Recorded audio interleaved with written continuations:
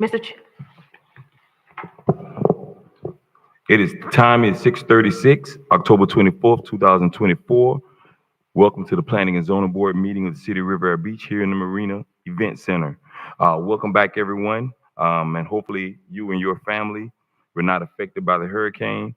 And those who were affected, well wishes and prayers to those who were affected. All right, this meeting is open to the public. If anyone wishes to speak on the agenda item, please complete a public comment card or give it to the planning and zoning staff prior to the board discussion and before the public announcement section is announced. In no event will anyone be allowed to submit a comment card to speak on the agenda item after the item has been read or considered. The total time allotted for each member of the public to comment on this each item is 3 minutes. Please be reminded that the Planning and Zoning Board is committed to civility and decorum by members of the public who attend this meeting, which means basically that as a city and our representatives, we would like to operate with professionalism and respect to our members and our city and our community at all times. Let's start with a moment of silence.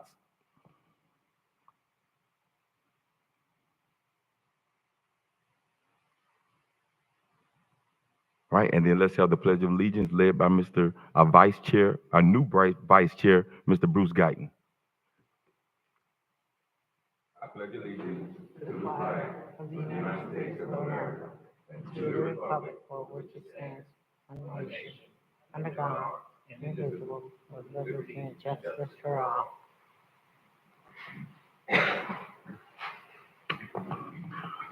Number two, can we have a roll call?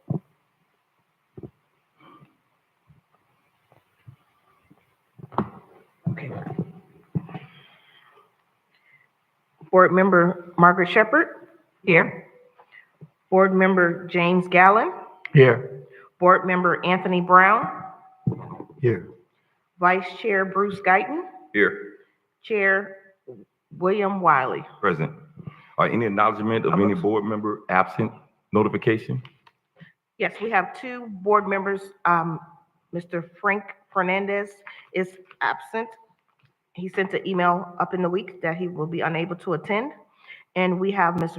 Renee Burgess that her husband called earlier and said she would be unable to attend. In that case, Chair, if it's your wish, we can acknowledgements of vacant positions. We have District 2 vacancy, District 4 vacancy, and District 5 vacancy. Number three, will there be any additions or any deletions to the agenda? No, Chair. Number four, disclosure by any board members or adoption of the agenda.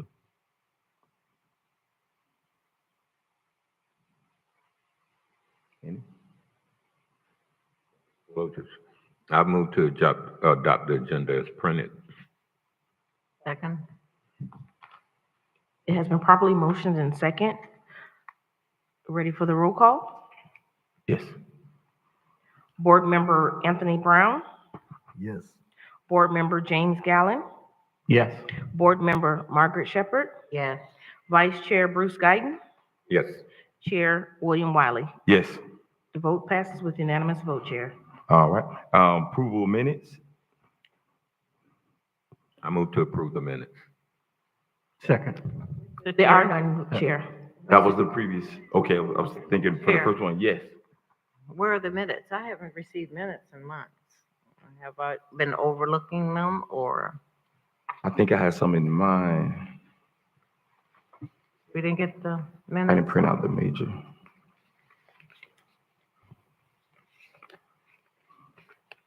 No, yes. If I'm correct, I think I took mine out if I had some. Did anyone else not receive them? Mr. Chair, Yes. at the moment, we don't have any minutes from our court reporting firm, excuse me, but as soon as we get those in, we'll get them attached to the agenda. Got it. Thank you. And we have missed the last two scheduled meetings due to cancellations from the storm, so it has been a while since we've had a recorded meeting as well. Last comment I will make, the workshops that we have, We do not take recorded minutes of those because there are no business items discussed on the agenda as far as votes taking place. So we do summary minutes for those. But again, we will provide all available minutes at the next meeting. Madam Chair? Yes, sir. I'm sorry. No, you Mr. good, yes, Chair. Mr. Sermon, Yes. I received, did staff send some summary minutes out? Yes, we do summary minutes for the workshop planning and zoning board minutes as opposed to verbatim typed minutes. Okay, because I was assuming that's what we were approving, the summary, but okay, understood now. Mr. Chair, Yes, that's why I was trying to figure out the approval of minutes. So we don't have the minutes, how are we approving? That was the summary minutes that I moved to approve, but I didn't even get summary minutes. Mr. Chair, so Yes. since the summary minutes were not on the agenda, I would advise that staff just understood. bring them to you at the next meeting along with all of your regular verbatim minutes to approve at that time. fine, okay. Thank Okay, you. all right, thank you, Mr. Chair. Yes. Let's go on to new business. Did we do unfinished business? And I apologize, my fault, missed that. Number 6, unfinished business. There's none, Chair. Now, on to new business. The comprehensive plan amendment to update the water supply facility work plan and the infrastructure of the conversation of elements. And that presenter will be Sunit Simon, Principal Planner.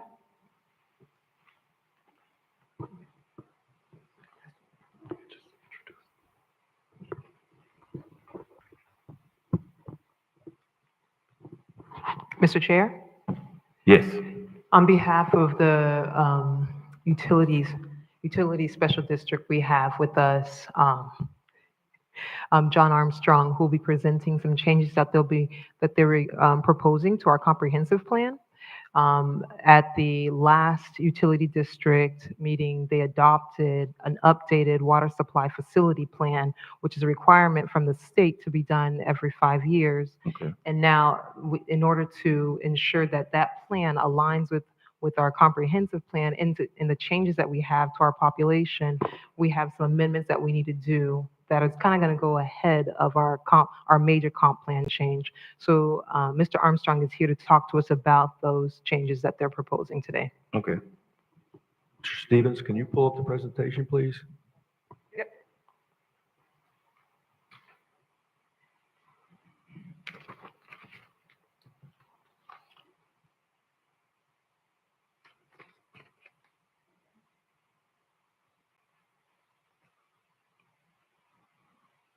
Oh, that's not it. No.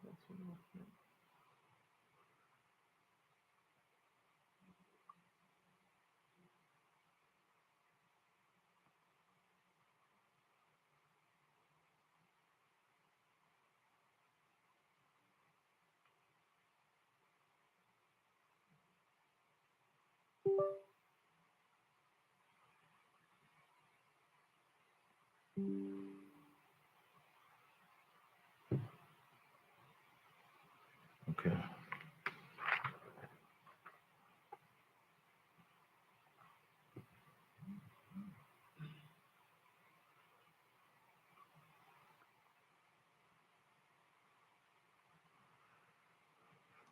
Absolutely.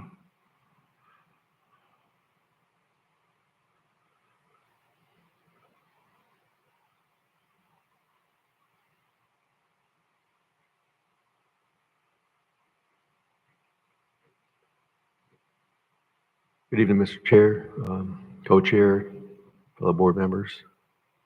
My name is John Armstrong, engineer with the City of River Beach Utility Special District. I apologize for the delay. Like Miss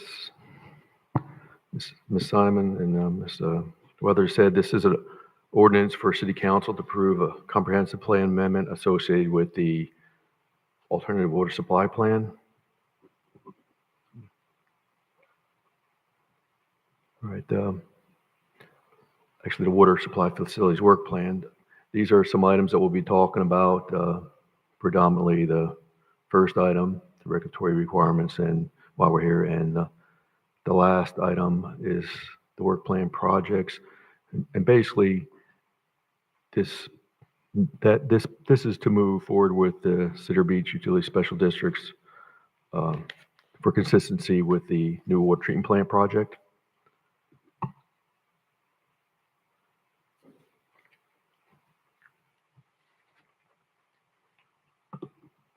All right, local governments must adopt a work plan for at least a 10-year period, and that's in Florida statute sections 163.3177, parens 6, parens C.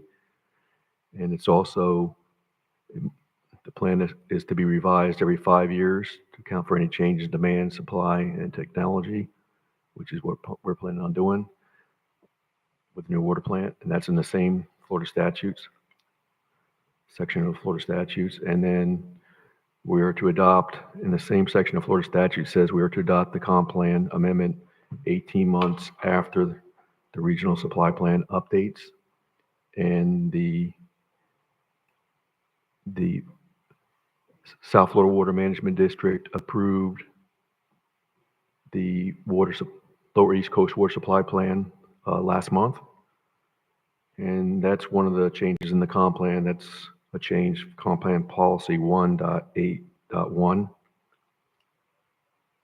And then also at the end there, ultimately this is potentially approval of the work plan may lead to qualifying for grants through the South Florida Water Management District, and also DEP SRF funding with principal loan forgiveness. And South Florida Water Management District, really, I looked on their website, they don't have nearly as much money in grants as SRF funding does, but if we don't get a grant through them, they are a reviewing agency for the SRF funding, which we've submitted an application for, 2 applications actually. Okay, the work plan basically is for clarity of the city's water supply needs, demonstrate water use practices that encourage water conservation practices, and plan for water supply independent and traditional sources. Okay, this is the service area for the River Beach Utility Special District. Predominant areas, like 90% of the customers are within the city of River Beach, and then the remaining 10 serves town of Palm Beach Shores, unincorporated Palm Beach County, those areas shown in gray there, like along the Interstate 95, Phil Foster Park. I think Phil Foster Park's in the city, but that's a county park. Gramercy Park to the west, and a little bit of West Palm Beach to the west.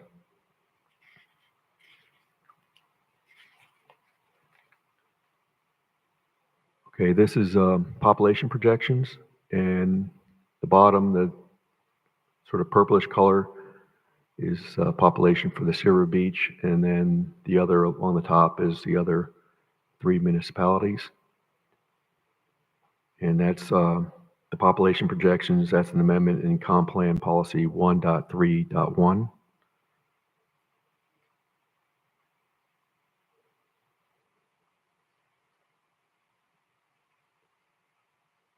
Okay, and this is flow projections in MGD. That's million gallons per day. So the water use plan is for 13.22 million gallons per day.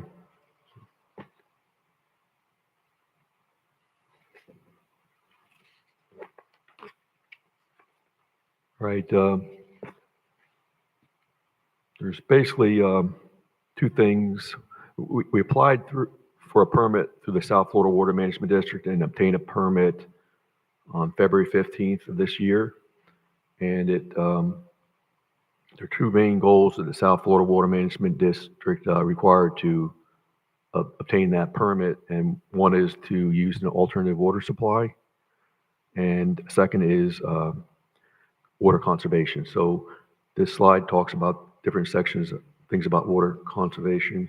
Most of this, even though it's not in the comp plan, it's already codified in the City of Beach Code of Ordinances. So one is a water conservation public outreach program. What we have is, we use a Water Smart program. So that's some software that the customer can obtain, and it tells them things about their water use, or if they're not using, if their water meter's running at night and there's no, people usually sleeping and all that, and they still have flow, it can let them know that they may have a leak. That Water Smart, that's in policy 1.6.8 of the proposed comp plan amendment. There's also outdoor water conservation program. So the comp plan policy 1.6.1 includes Florida friendly landscaping, which is already in chapter 31 of the Code of Ordinances. It also includes lawn water restrictions, which is chapter 20 of the Code of Ordinances. It talks about rain sensors on irrigation systems. That's also in chapter 20 of the Code of Ordinances. So the comp plan amendment proposed is to include that. Another thing is the Water Management District wants us to use a water conservation rate structure, which is you start with a base rate, and then the more you use, then you have a cost per gallon. And then if you use more, it's even has a higher cost per gallon. So it's to encourage people to conserve water. That also includes another component is indoor water conservation program. So that's amendment to comp plan policy 1.6.1, which includes faucet aerators and shower head giveaways, which we do. And then a water loss reduction program. That's not in the comp plan, but that's something that Water Management District requires if we have a lot of water losses in the system.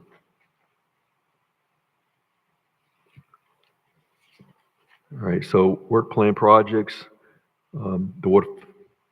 These are some projects that are related to the water supply facilities work plan that the City of Beach Utility Special District is planning with a joint venture that the city board approved. And one of the items there is the water treatment plant. So the comp plan policy amendment 1.2.5 of the comp plan is to use a membrane plant. And I think I missed one of the slides. One of the items that main thing in the comp plan is our current water source is the superficial aquifer. So if you dig in the ground and hit water, that's the aquifer. That's a freshwater aquifer. And then there's a confining zone below that. And the aquifer below that is the Floridan aquifer. And so what project is also for that membrane policy is to remove the brackish water. So the Utility Special District had 3 public meetings with stakeholders regarding these projects, and then I believe Ms. Snide in the Development Service Department had 2 public workshops associated with comp plan. So I'm sure she did an excellent job on that because I've seen her in a meeting related to the comp plan that I attended, and she did an excellent job in that meeting. Right, so. All right, well, if you have any questions, I can entertain any questions that you may have. And so city staff, that includes staff from the Utility Special District and the Development Service Department. Recommend that City Council that the Planning Zone Board recommend that the City Council approve the proposed comp plan amendment. One thing, if you don't know who the members are on the Utility Special District Board, I think it might be good I can answer that question. Do you have any questions? We'll start with the board. Any questions? I guess I'll start down from the right. Mrs. Shepherd, do you have any questions? Well, you can start answering that question. Who's on the board? Well, do you know who the city council is? Yeah. Members? Well, they're the same. the same members. Oh, okay. You got me on that quiz, okay. So I may have missed this, but earlier this month, the Board of Directors of the Utility Special District approved this comp plan amendment. And so after, if you know, if you guys recommend it, then we'll, or not recommend it, but our plan is to, I'm not sure the process there, but our plan is next month to take it to the City Council for approval. Is it, what did you say, Anderson? Your last name? The chairperson is. Armstrong. Let me Oh, my write that- name. Oh, I thought you were asking. Doug Lawson, the chairperson of the board. No, I'm getting old. I don't Uh, remember names like I used Mr. to. McCoy, co-chair of the Utility Special District Board. Um, Ms. Lanier, Ms., you know. You kept mentioning Silver Beach Road. Now, explain to me why you kept talking about Silver Beach Road. What was the connection, I guess? You said Silver Beach Road and. I think I'm having a senior moment. In one of the slides, you said, and Silver Beach Road. Plan is on Avenue L. There's work on Avenue U also. What's so unique about Silver Beach Road? I'm trying to ask.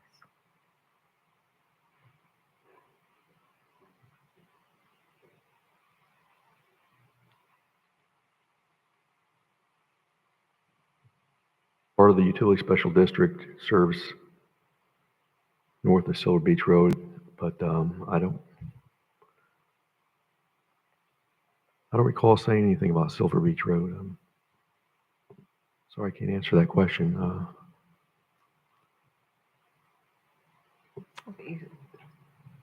Can anybody answer that question about Silver Beach Road? He said it twice, maybe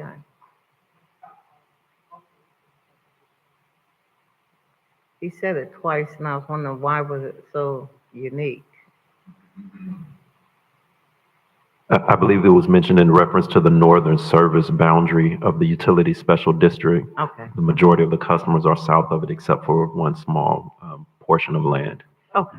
I knew it was something. Okay, thank you. I just said that just now, but I'm trying to think of what I may have said. That's okay. I know, I just couldn't get it. He's kind of explaining it to me. So I understand. Thank you, Mr. Chair. That was all. Thank you. Mr. Brown? Allen. Excuse me, Mr. Gallo, I'm sorry. Wrong list. Mr. Gallo? We all haven't seen him on. Oh, man, I'm getting old. Definitely getting old. Once all these, the plans have been approved by council, how long will it take to put this project in motion? Well, it's currently under design. It's been under design for a long time. It's a design build project with joint venture Haskell Seating Smith. What they proposed doing a design build project instead of that's a design build project with the joint venture. And then instead of doing a design, put it out for competitive bid and build it, they figured this is a faster way of doing it. One thing that slowed it down was 13 months after the Utility Special District Board approved Haskell Seating Smith to work on the design. It took 13 months for the lawyers to agree on a contract. So that's a big delay. We're pursuing loans and grants, and that usually slows projects down a little bit. And it probably should be 2027, new plant or treatment plant placed online. Well, with the water issues that we are having here in Riviera Beach, I think this is a project that should be moving a bit quicker. I see that we're getting the fire stations that we needed. I think this should be one of the most important projects that this city needs to move forward with as fast as possible. I received a notification today again of that lead is in the water now, or So, this is something that is an ongoing problem in Riviera Beach, and we need to get this moving and get it done as quickly as possible. Two things there. One, I believe City Council, City Utility Special District Board, the City Manager's Office, most, if not all, this is their highest priority project. The mayor included. I'm going to speak for any of them, but from what I've seen, I believe that's the case. Respect to the lead, one of the things is with the lead and copper rule, we are required to investigate the service lines, because a lot of the service lines, not a lot, but some of the service lines in the United States, you heard like Flint, Michigan, had lead service lines, and which isn't too bad, but if you have corrosive water, then the lead comes out quicker. So the EPA, the Florida DEP, we were required by October 16th, we were required to do an initial inventory and we submitted to the Department of Health on October 16th to comply with that. So what we were doing was going through, we had a consultant, Chenmore and Associates, and they went through records. There's a county, or the county had a requirement that you had to follow, that you could not put lead services in the 1970s. And then after that, they were looking at records through the building department and such. And then what they couldn't find on that, we've been going out to the homes, customers, and looking at by the meter, the service line on the utility side and then the customer side, doing an inventory. So we haven't found any lead services, and they have one of the things that the DEP and the EPA approves is there's a predictive modeling. If you have a certain percentage, statistically that you did so much, you checked so much, and you haven't found lead, then they can consider it. The other ones are not unknowns, and so we have, I believe, 4 more to check. We haven't found any lead, so if those remaining 4, or maybe it's 5, are not lead, then we would met the predictive modeling. After we do that, I'm going to have to talk to the city manager to see what direction he wants to go from there. Thank you. But- You did a pretty good explanation of what's going on with that, so thank you. I got an email from Mr. Evans today to address that issue, so I had a concern on that. All right, thank you. Mr. Guyton? Thank you, Mr. Chair. I'm sorry, what was your last name? Armstrong, Armstrong. like Louis? Mr. Armstrong. You brought up 3 municipalities, Palm Beach Shores, West Palm Beach, and Riviera Beach. At one time, did we ever service Mangonia Park? We don't service Mangonia Park. They have their own drinking water plant, but we have an interconnect. So in emergency, if they're short of water, we have a meter. We can provide them with water. We haven't, Okay. in the 5.5 years I've been here, we haven't opened up that interconnect. Okay, I knew there was some type of relationship. And the other one was unincorporated Palm Beach County, like Palm Beach County, right. It's unincorporated. that we serve. Speaking of emergencies,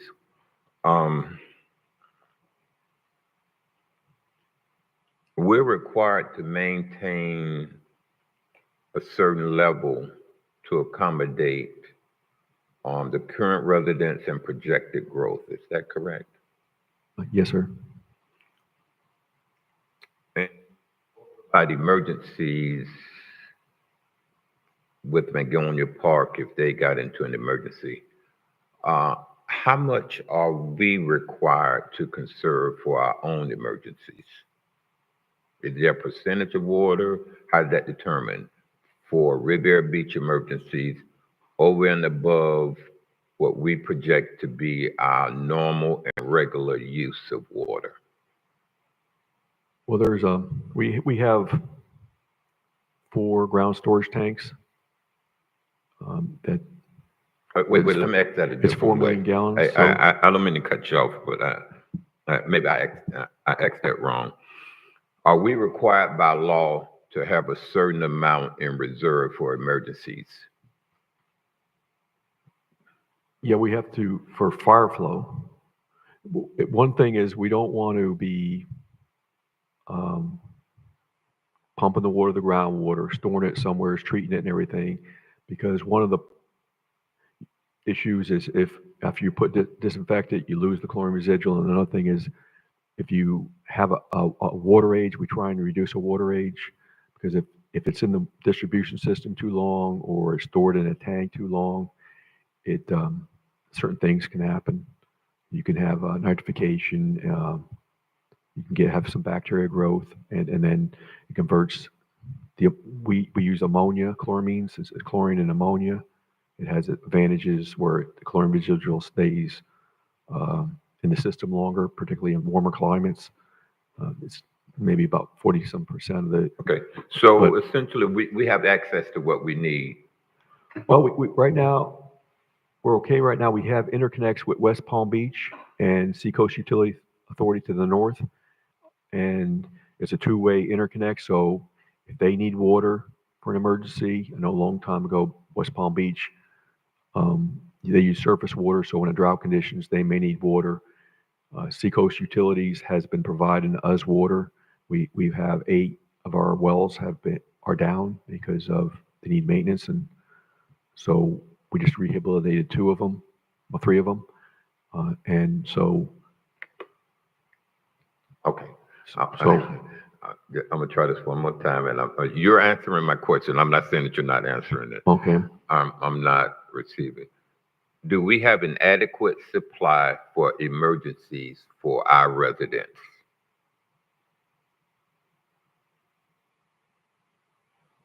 Right now, yes. Last month, no.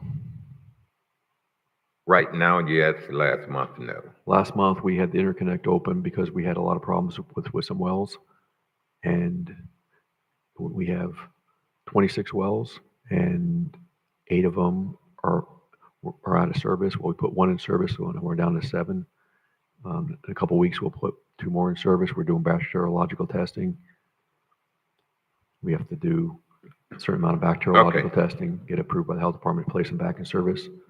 And so we have a problem with water supply because of the wells. So we're rehabilitating those now through a project that we started, the board approved in July. Okay. Mr. Chairman. So when our supply fluctuates like that, do the interlocal agreements that we have kick in? Should we fall short and need some additional water for our residents? How does that work? Well, if we anticipate that we may need water, we typically go to Seacoast first because they have the same type of water supply that we have, well water. City of West Palm Beach, we've had both the interconnects open at one point, but we try not to use them because they have their water source is a surface water source, and it has different things that may be a problem that we don't monitor. So, but one of this part of this plan is to include 2 new superficial wells. We want to rehabilitate all the wells that are out of service, and then even is to do some of them maintenance on some other ones that are currently in service after we get those back in service. And part of this new water plant is to put in some deeper wells into the Florida aquifer, so it gives more resiliency, having 2 different aquifers. Okay. And I'm going to pass it on to the other board members, so I don't want to take too much time here. But 2 last questions.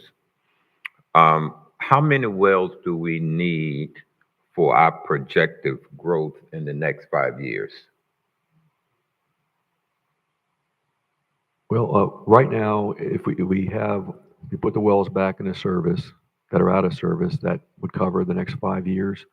But when we build a new plant, what the existing plant is what they call a lime softening process. It removes the hardness. And so the new plant that we're going to basically have two different trains. One's going to be a membrane softening plant, and the other one's going to be desalination plant. Some people call it RO, but all of it's really RO. So when the water with the membranes we're going to need more water from the Florida aquifer because 15% of that it provides a potable water byproduct, the mineralization concentrate that we have to dispose of. So that right there, going from the existing old technology lime softening plant to the membrane softening plant, Wait, excuse me. we'll lose I'm sorry. 15% I'm of sorry. the water. I'm sorry. Wait, slow down. So right when Okay, wait. basically when we One put second. Go ahead. One second. We good.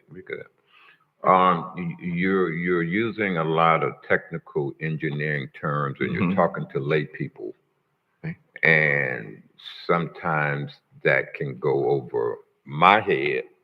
I can't speak for anyone else. I stay in my lane. I'm not a utilities engineer, and I know that just rolls off your tongue because that's your industry. So when you're trying to explain something to me as a layperson who's not in your industry, all those technical terms you'll be using, I'm not sure what they are. But don't go into them now. I want to pass it on to the chair because I've had it for enough. But one question to staff. Mr. Armstrong is asking us to recommend to the utility district board, but this is a workshop. Do we vote on workshops to recommend? How would we recommend if this is a workshop and not an action item? This one is actually not, Mr. Chair, this one is actually not a workshop item. This is one that you all are actually, This is an action item. this is an action item, correct? Okay, I thought we were in the workshop, but I just want to clarify. No, you're So at the fine. end of this discussion, Mhm, a vote is required to Correct. recommend. Okay, correct. I'm done. Mr. Chair, if I may, Yes. the whole concept of water supply planning is based on a 20-year planning horizon. And every 5 years, water supply plans are amended by each of the municipalities. Each city gets an allocation, and that allocation is granted through a consumptive use permit. That's what I'm. And the consumptive use permit is based upon population projections, okay? And the population projections are used through Bieber, the Florida Bureau of Economic and Business Research. We use those data, and the Water Management District uses that data to determine water allocation. The Water Management District, through the consumptive use permit, which the city gets, they give the city raw water and an allocation either from the superficial aquifer system, which is about 10 to 15 feet below surface, and the Floridan, which is about 100 feet or so, below the surface. The Floridan aquifers has a little more salinity or more salty, and so the RO membrane, which is the new plants being proposed, the water is forced through cylindrical tubes, and those tubes are like filters, and they filter out all the impurities and so forth. Right now, as Mr. Armstrong said, our water system is based on a lime softening plant, which has been here for, a number of years. The new system, And softening. yes, sir. What is that? Lime softener is use of chemicals to purify or the attempt to purify Okay, the it water. purifies the water. Yes, Okay. sir. And then once those chemicals capture all of that, what is left is drinking water, and then the chemicals capture that so-called impurities. It falls to the bottom of the tank or well, so to speak, and then that material is taken and deep well injected. Deep well injections are usually 4,000 to 5,000 feet deep. Deep well injections in the form of brine or unusable materials. Okay, let's wrap Okay. it up so we can. Yes, sir. And so what happens is that every 5 years, we need to get approval from you all and from the city to approve water supply plan, and that goes into the comprehensive plan. And it's a part of the infrastructure element and the conservation element in our comprehensive plans. And that's how they determine our allocation for And my that's how plan. right. The Water Management District based the allocation upon the city's projected population, both now and 5 years out, with a 20-year horizon. And every 5 years, that 5 years rolls around, you see. And so now you got another 20-year planning horizon. Palm Beach County is part of the Lower East Coast Regional Water Supply Area. That consists of Palm Beach County, Broward, Miami-Dade, and Monroe County, i.e. the Florida Keys. Okay, I just want to pass it on to the chair. Okay, and I like to just clarify with Mr. Armstrong. I wasn't trying to cut you off. You know, we don't want to stay here to midnight, so I want to pass it on to someone else and not keep the conversation going. So no offense, I apologize. I wasn't trying to cut you off, but time is of the essence. Thank you. If I may quickly add, Yes. what I think Mr. Guyton is getting to is that we must have enough water to plan for a 1 in 10-year drought event. And I think that's what Mr. Guyton is getting at. So every 10 years, we must have enough water to plan for within that 10-year frame. There will be a drought event, and we must have enough water for that situation. And do we have I that know now? the state required us to have. The state, a yeah, certain I'm amount. reading to you Florida statutes, chapter 373, which is the State Water Development Act. Okay, thank you. And do we have that now at this time? I'm sorry. Do we have that now at this time for what Mr. Guyton was stating? Right. We are now at that point in time where we have to have this 5-year update for the water supply plans, and we need to do that in order. Then we pass on the revised 5-year plan to the Water Management District because they use that in terms of allocation. And that's not a planning question, that's a question for the UD in terms of what, the savings or capacities we have. So I just wanted to clarify that he wasn't answering that on behalf of the utility district. Okay, got it. All right. Sir, Mr. Brown? Thank you. Mr. Armstrong, I'm just curious, what type of impurities are there in the West Palm Beach water that you mentioned that we don't test for? What type of impurities are what? In the West Palm Beach water? West Palm Beach? Yeah. You mentioned that you didn't get water from them because they had some other things that we're not able to test for. We have an interconnect with Seacoast Utility Authority and City of West Palm Beach. Uh-huh. And West Palm Beach, for example, they have surface waters. And so there's some things like blue-green algae and such, and there's like cyanobacteria. One of the things, they had issued a notice one time, they exceeded the cyanobacteria requirements, and they're regulated by the health department, who is overseen by the Florida DEP, and they had problems with cyanobacteria, so they had to put a notice to say things like, don't boil your water because the cyanobacteria may get out of the water and into it's not good to drink. It may get in your lungs and stuff. So with us using groundwater, we don't have the issue with blue-green algae growing in the lakes and stuff. So where Seacoast Utilities Authority, they have their sufficient aquifer like us, and they're also going to the Florida aquifer, which is a little brackish water. And that last question, the membrane process, you have to dispose of some of the water, and so basically to treat it for the superficial aquifer or the fresh water, we lose 15% of the water because we have to dispose of it. And then the other treatment process will be another membrane for desalination to treat the brackish water, and 25% of that we'll lose. So we're already losing. When we switch over to the newer technology, we're going to have 15% more water supply just to be able to produce the same amount of water to our customers, because we're going to have to dispose of 15% of the water. Thank you. One more question. Will the new plant we're building take care of that? Will they be able to test all those things? The new plant we're building. It'll take out, a lot of things from the problems we have with color, the aesthetics. It'll take that out. It takes out, one thing is it's broad spectrum. It's the treat, the superficial aquifer, the fresh water that our current water sources, the size of the pores in the filter is, they also call it nanofiltration.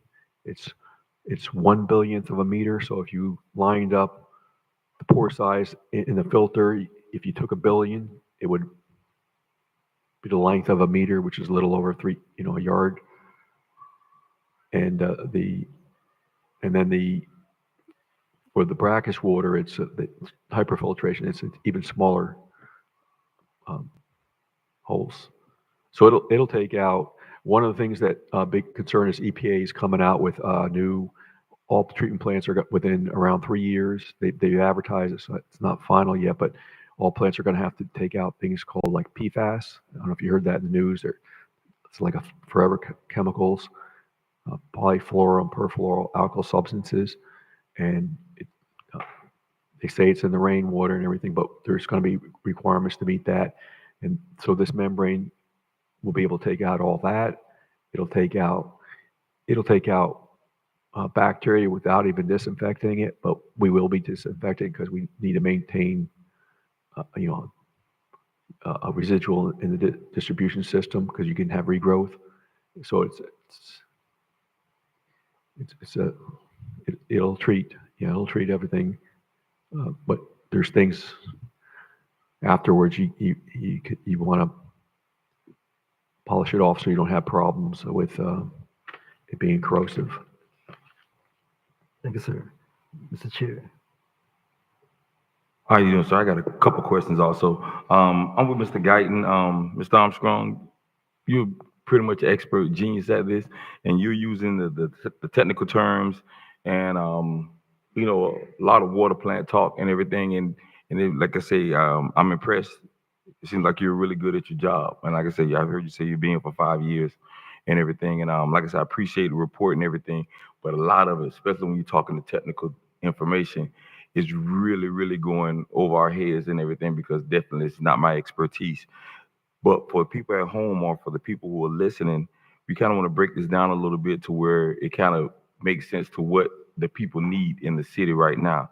I want to ask you a few questions real quick, and just to see, they can be pretty much yes or no answers, but just so people know where we're going, where we're at now, where we came from, where we're going at now, and then what we're going in the future.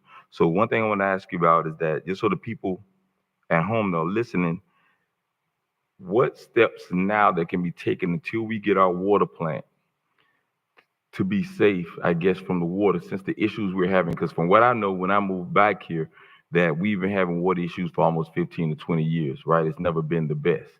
I would like to know that what can we do now as a community until we get our water plant built that we can do now to make sure that we're safe, other than us buying water at an outrageous rate? What can we do now? Is there something that the city can do, or is there something, some other alternatives, or is there anything that the city has come up with to where they can assist us until this happens?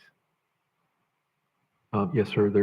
One of the things is the public water system is from the groundwater supply wells, the treatment plant, the distribution system. We have storage tanks. There could be problems with contamination through all of that. So one of the things is we've had some wells that have had holes in them. We've done some of them to try and clean the wells, and then would cause some holes. And then there's other ones that just by being old, they had some holes. And so and then we're trying, there are problems with the wells that they're out of service for some of their own individual reasons. And we're trying to fast track doing that. One of them, well 14 had some rehab, and then that one had a hole and it had some other things, and we've placed that back in service. There's 2 right now that we our we have to get 20 samples over at least 10 days worth of bacteriological sampling. We're flushing the wells. So if you see some hoses connected up to wells when you're driving by, that it's what they're there for. But so we're working on, we haven't done much maintenance on the wells, and that's a big thing that we're doing now. There's things in the plant. We've made some improvements. We changed the disinfection system. We've upgraded some of the filters. The particle filters are basically just sand anthracite, which is like coal and gravel. It's not as, it just takes out particles. But there's some things we're working on the plant. There was some issues with the one of the repump stations also disinfects, and some of that had some maintenance issues, so we repaired that. And then the distribution system, one of the things that we need to do, we have dead end lines that they get stagnant, and so we're required to flush them minimally quarterly each year. So we have a lot of them, like there's like 43, 44 of them. So we're putting automatic flushers on some of those, so that way to make it efficient for the staff, not having to go out there. And then we need to, it's been a while since we did a chlorine conversion. I don't know how to say a technical term.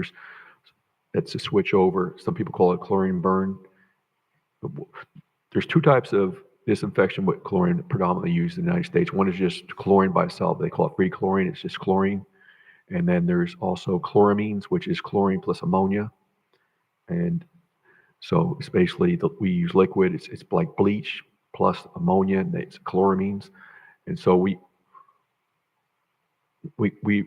should be flush, doing a conversion from the chloramine, just taking off, turning off the ammonia, and just doing the free chlorine, because it's a stronger oxidant, and it has its deficiencies while we're not always using it, but we need to do that to make sure the distribution system lines are clean. And so is there anything that we as a community, we can do to help assist far as until we get the water plant built up? Is anything that we can do as a community to be able to provide, I guess, help ourselves with cleaner water? Do you recommend that we do anything on our end to be able to receive clean water? Or like I said, I don't know what ideas we have, but we've been having this problem for so long, to where, again, I don't want people to start getting sick.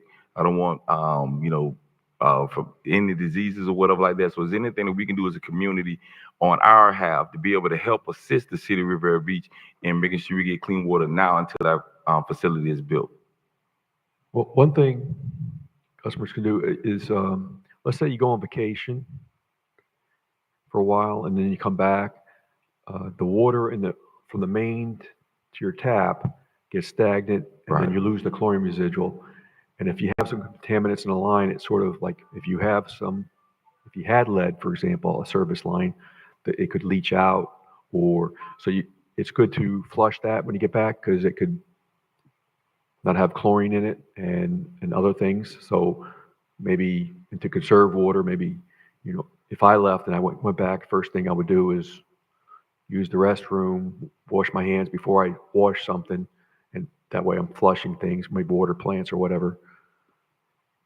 But I think it really is what we need to do. The city staff, utility district need a lot of things to stay on top on it and make improvements. The water is probably going to be yellow until we put the new plant on. And that's my next question. Just so we know, because I know we have the reports here and everything, but when are we predicting the new water plant to be here and full-fledged, up and running, ready to go? 2027. Will the new plant, hopefully, and I know you, from what all you're saying now with the updates that you're creating, that's the whole point of having updates, is that it's creating something better to a previous plan that we've had. Will that, just so we understand, because I know a lot of people that I know inside the Long Pine area were complaining about strength of water, water pressure, and everything. The plant that we're building now at this point, will it be able to make sure that they have the appropriate water pressure that we have here also? because I know that's a big complaint for the people in Long Pine that they were not receiving any water pressure because of whatever our facility was doing here. It was not creating enough water pressure there for them. So the plant we're building now, that plant will be set up to where it will be able to not only, I guess, service the city of Riviera Beach, but also, like you said, the other 3 municipalities also. So is that to your liking, to your expert advice? Well, part of the joint venture, one of their, to do a hydraulic modeling to make sure that we meet the, they can take existing pressures and stuff to calibrate the model like this when they run it through and say, well, this is where we're going to get. And they go out and take the actual pressures and then say, okay, to adjust it. And then, so the model, it's to make sure the high service pumps are adequate. They're looking at all the repump stations that we have 3 in the utility district, and just to ensure that, there's certain criteria minimum during peak hour flow, fire flow, needed fire flow, plus max day flow conditions and things like that. So with the updates and everything that you have here, you're saying with the next, I think went up to 2040, something you were saying about the growth of the city at that time. So the plant we're building now, you say is ready for the next 20 years. So in 2027, it'll be the next 20 years to be sufficed then. And then, as I think he was saying, that it'll be the next, every 5 years, we'll do an update on any adjustments that we'll need to make at that time. Because what I want to do is make sure that we're putting something in place to where we don't get back to this place again with our water issues. Well, the new plant is to be designed for 14 million gallons a day. The water use permit, which expires in 2023, is for 13.22 MGD. So that's enough between 2050, 2055. So that's in that permit. And the plan is a phase 1 is to take us up to that number that I mentioned. And then after that, phase 2 is expandable to, well beyond these numbers that we looked at here today. One other crazy question I have. Someone, I forgot, I was in, I guess, Philadelphia a couple weeks ago, and I was talking to a friend up there about something, about we were having something with water issues we were having here, and they were stating it was something that they did one time. And I don't know whether we did this or even attempted to do this, but until 2027, is it possible? I think it's something like what you said earlier about the flush. You put the lime chemicals into the water and be able to flush it out. And they were saying at the time they would put all the chemicals or whatever concoction they put together and they put it inside the water system. And then people inside the neighborhoods would run their water for like an hour and it flushed out the system or whatever like that. And they actually cleaned the pipes and everything while they were doing it. I forgot what he was saying, but it sounded something crazy, but he made it seem like it was actually a pretty good idea because he was saying they'd actually cleaned out the lime out of the pipes. It was almost like a filtering system, and it cleaned out everything. And then the water was, usable, for the next couple of years until they got to to where they needed. Is it something like that can be done here until 2027 so we can get our water back to that level? Because we can clean the water here all we want, but as that water's going through the pipes and getting and going to our homes, it's getting right back to where it was by the time to get to our house. So is there any way we can fix that while it's going to our house, while the water's going through the pipes? Any way to be able to clean those pipes until then? Because we can put the clean water inside the wells all we want, but it's not going to fix the situation with the water when it gets to our homes, and then it's back to where it was. And what he was saying was that it made it seem like this was some kind of small temporary solution that actually fixed that until they got a new water plant in. Is that an idea, or that's just something crazy? Well, we are flushing the lines because there is some lime that gets passed through. So they're making some improvements to the lime chemical feed system and the filters. And one of the softeners is down, so, but I've been trying to get that up. It has a sedimentation basin that sort of settles the water. So we'll have, trying to improve on the plant, but we do have, when a customer calls, they got cloudy water, some of that line passed through, we go out and open up a fire hydrant and flush the lines. So, because of the problems we're having at the plant. I ask him more about that, just see what information he has, and I have him send me some information on that, because it may be an idea of something we could do until 2027. That's all the questions I have. Any more questions on the board? Chair, Yes. we do have 2 public comment cards. Come on up. Ms. Mary Bram. Thank you, Mr. Armstrong. Thank you.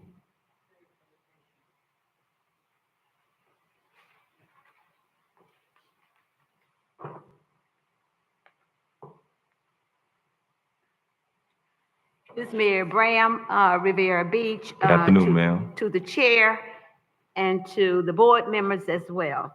I'm gonna try to kind of help Mr. Armstrong a little bit here.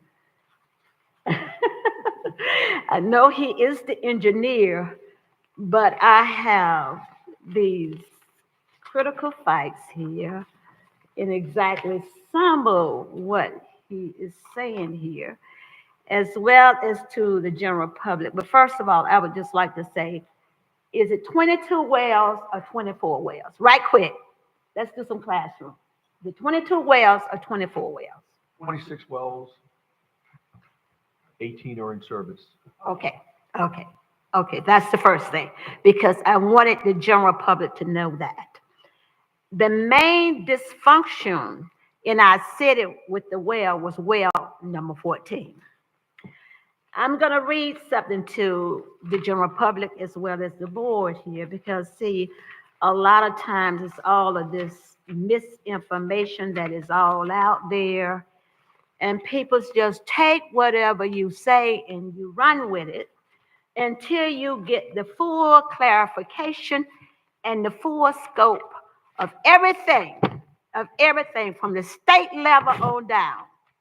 Ms. Bram have it here. Residents, your water now is safe to drink. With the new facility that is coming online, they would have the new pipes, the new technology. And as we grow and look at our city here, all of your old homes that were built in the 60s and the 70s under the compliance code of what we built in is cast iron. Your homes have the cast iron pipe. I was going to bring one of the pipes in here tonight because over the years, we had, my husband, God bless him, had all of those pipes and stuff removed.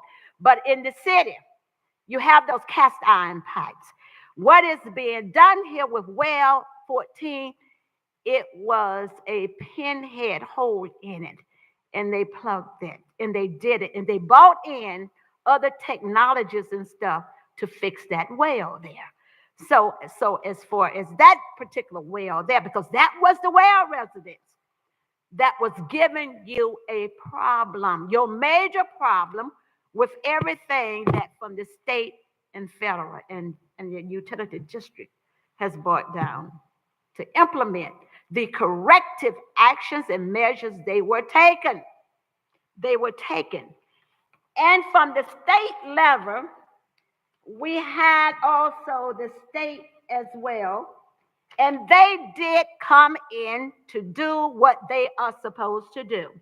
This notice is being sent to the City of Riviera Beach Utility Special District, State Water System ID number Florida 4501229. That was that corrective measures that was taken there on that particular well. Now we're getting here to where we are here now. We're in the housekeeping component here now with all the corrective measures here that the city utility district will put in place, because every 10th of the month, that these corrective things here from here into existence that would have to be done. So we're not saying that we were not responsible and liable for some things in the housekeeping part, because some of our homes need housekeeping too. We need to tidy up too. So these records here is the same procedure and stuff, what was done to put all of those corrective measures, not saying that some of them was not being done, but it was some of them that should have been in that compliance of doing. I know that I'm running out of time, but I really, really did wanted to share some things with you and the general public, because you will have to, your homes and all the new homes now, they are being built in compliance of the pipe. So they would not have no problems. But these old homes, that's up to you. As a homeowner, you're responsible for that. Thank you, Ms. Brown. Thank you. Chair, we will have now public comments by Mr. Kendrick Wiley.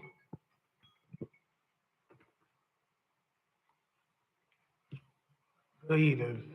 Chairperson, Vice Chair, board members, Director, how y'all doing today? Good All evening, right, sir. good evening. All right. First, we need to represent, today is the officially chairperson first meeting today. Y'all know that, right? Let's get a clap. This is his first meeting today as a chairperson. Worldwide. But okay, what my real concern now, we got a little celebrating going on, is that I calculate the numbers, and I went to last week. I went to the council meeting. So, Mr. Armstrong, you put these numbers out. It's 472,572. Do the city really have that money? Because what I learned from the last council meeting, we want to get four wells when we need 8 more. Am I correct, Armstrong? You're correct. We do not have the money, but we are pursuing funding and grants. We have 8 grants. We have the funding for the design. So that's none of the ratepayers' money, citizens, that came from the feds. And we are pursuing grants through SRF funding. We already got an SRF loan to have a consultant for $100,000 to prepare the grant, because there's a lot of process to do that. And then we're pursuing another SRF funding for those improvements that I mentioned. Yes. And then we'll get a bond. And once we get, Right. It's great. It's great. So the answer is no, we don't. And we had the money, right? We had the money for the 8 wells. Now we don't only have the money for the 4 wells. I just wonder where this money went to. My big concern, because like I said, I was at the last council meeting and they explained all this. And you said 2027. Are we sure we'll be ready for 2027? Because like I said, the water is the biggest issue in the Riviera Beach right now. And I just wonder, just like, where all this money going to? So my biggest concern is, do we have the money for 2027? Are you sure we'll be ready for 2027? Because we're ready, because this water has been a big issue in our city. You know what I mean? So celebrating the new chairman of the board, but we need to get back to this water and the money, because we had the money for the 8 wells, but now we want to have the money for 4 wells. And I think people need to recognize that, where all this money going to. So thank you, Armstrong, for speaking to me. I appreciate you, chairperson, vice chair, board members. If y'all can answer that question, director, let's do it. Thank you. Thank you, sir. All right. Mr. Chair, Yes, ma'am. may I ask where is he getting these numbers from? Because I think that question would go to Mr. Sherman. I don't think, not Mr. Sherman, Mr. Sherman, who is the finance director. I think the last utility meeting, if I'm not mistaken, I think he ran down the numbers. I can't remember There's something you said, I can't remember. But anyway, Mr. Sherman, he'll break it down to you. I mean, if you really want to know facts, I mean, they can sit here and talk, but do you want to know the real facts, where the money? I would have a meeting with him to find out all that. Yeah, that would be me. And then you get the real facts. But Mr. Well, the numbers, I'm not sure about what some of his numbers, but one of the slides broke it down for 9 projects. You know, the plan itself was, and this was presented to the board on August 22nd of this year. And we're fine tuning those numbers, working on guaranteed maximum price for the project and potentially doing some of the projects sooner. You know, there's $6 million the board approved for the contractor to do some preliminary work, clearing the site. You know, it has some diesel tanks that were buried to remove those, and those have been removed and the site's been cleared, but there's some also money to set up some preliminary things like putting a lift station in and a trailer and things like that. But those preliminary numbers, we're still working on them and take it back to the board to approve the guaranteed maximum price of whether the joint venture moves forward with it or we put it out for bid or. But Mr. Chair, if I may? Yes, sir. Sorry, just to ground the conversation here today, this planning and zoning board hearing is here before you, and in a moment, the clerk will read the header for this item into the record so you can take a vote. In the comprehensive plan must include a water supply component to it. So the item before you is to update the existing water supply plan that's in our existing comprehensive plan to reflect the new population projections that have been researched. Staff is well aware that there are a lot of questions and conversations taking place regarding the utility district and water quality, the water plant construction for the future. However, that is outside of the scope of this hearing, in that we're looking at the amendment of the numbers related to supply in the future for the city and updating the comp plan as it relates to that supply component. But development services staff and planning staff is not prepared to respond on things related to construction of the new plant, water quality issues. Mr. Armstrong is a part of the UD, but I just wanted to remind everyone that this hearing is related to the comprehensive plan related to our supply numbers and what we're projecting for the future. We will answer, obviously, any questions that we are able to, but we just want to make sure that everyone is aware that this hearing and your vote is only related to amending the comp plan as it relates to the supply. All right, thank you, Mr. Sherman, for getting us back on track for that. Do we have any more questions by the board? So we'd like to go ahead and go to a vote. Someone send a motion I for would- the update? Chair, Yes. if you would allow me to read the header into the minutes. And Yes, then we ma'am. can- Okay.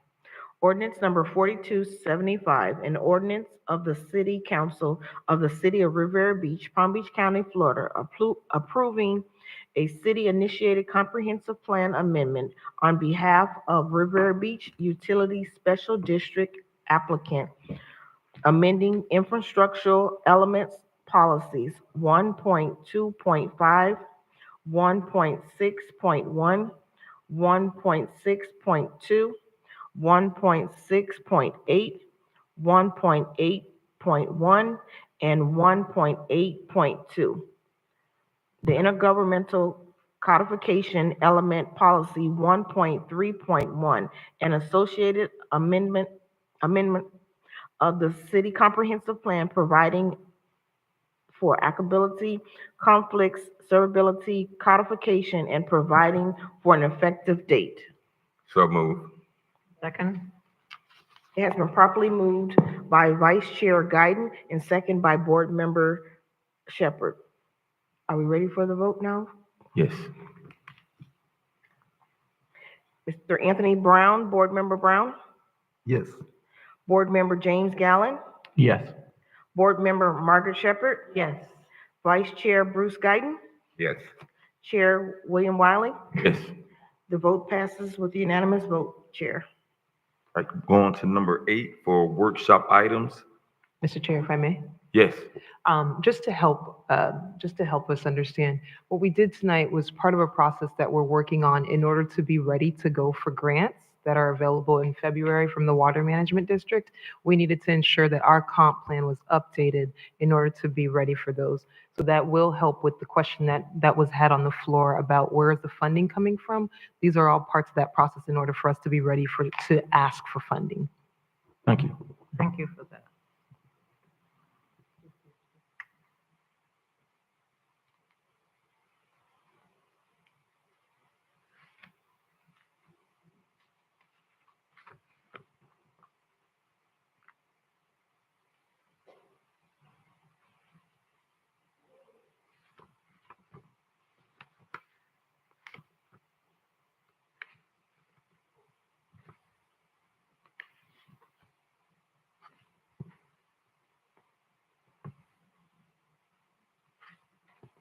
Thank you, Ms. Armstrong.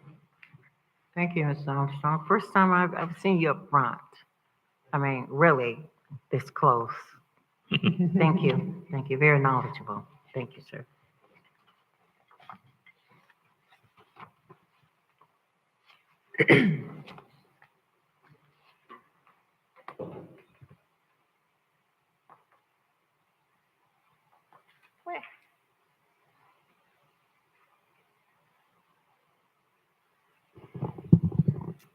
Good evening, Mr. Chair, Vice Chair, Board, Planning and Zoning Team, and audience.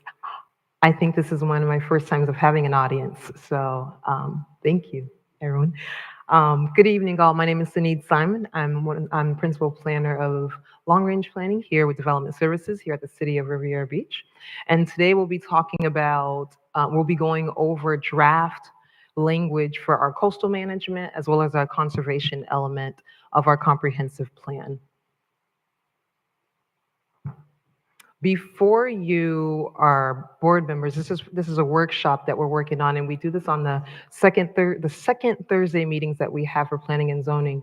And so our board looks over the draft language that we have. I've changed it up this time around in hopes that it's a little bit more fun. I don't know how fun it is, it's language. However, you all have a packet in front of you. The packet that you have in front of you are for proposed language that we have. We're going to try our best to get through it all tonight.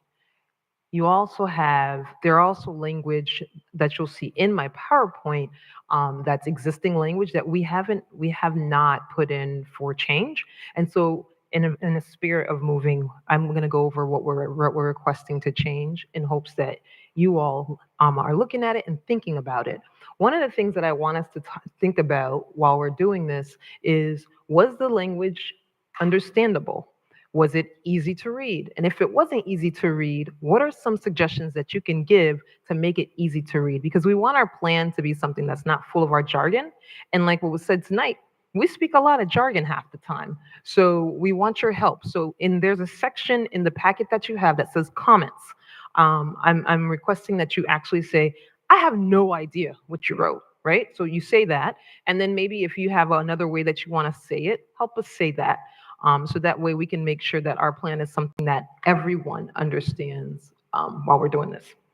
For us to begin, I want us to know anywhere you see an underline, that's new language that we are adding. And anywhere that you see a strike through, let's see if I have an example of a strike through. We got a lot of new language. Well, anywhere you see a strike through, there we go, that's a strike through. Anywhere you see a strike through is what we're taking away from old language, okay?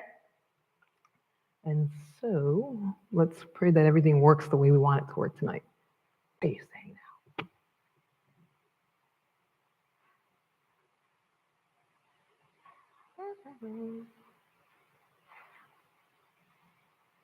now? Okay. So I wanted to start off with the purpose purpose of this element.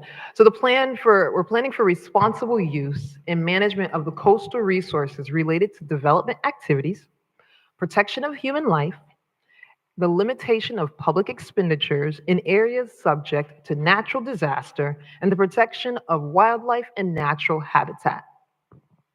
It's also to focus on the proper use and management of the city's coastal resources, such as our beaches and our lagoon.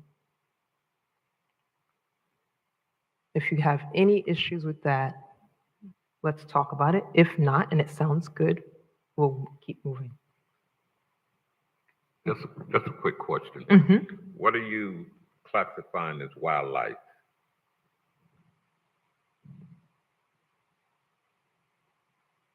I know the Any- definition of wildlife. Correct. But here in Riviera Beach, what are you? Sophisticated. So we're thinking Okay, of. Mhm. that answered it. Okay. Where'd my audience go? See how they do me? Like that. Have us. And you're important. I kind of wanted to start off. Yes. Okay.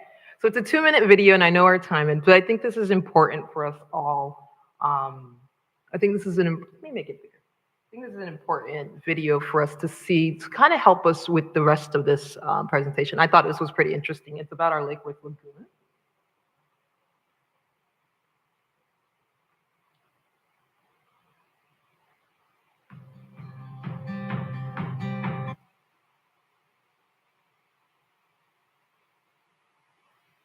Okay, that's cool. Not what I want.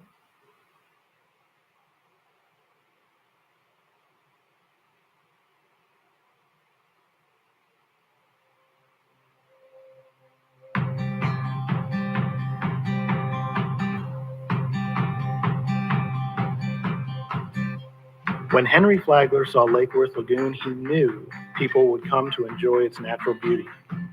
He extended his railroad line south, built the Royal Point Sienna and the Breakers, creating Florida's first resort destination, the Palm Beaches. Flagler's tourism industry exploded, and since those times, vibrant cities and communities have sprung up all around Lake Worth Lagoon, attracting crowds of residents and visitors, enjoying culture, food, attractions, and of course, the natural beauty.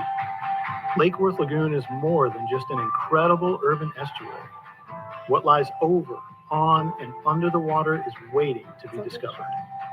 The Northern Lagoon is home to MacArthur Beach State Park and the most fertile nursery grounds for juvenile green sea turtles on Florida's East Coast.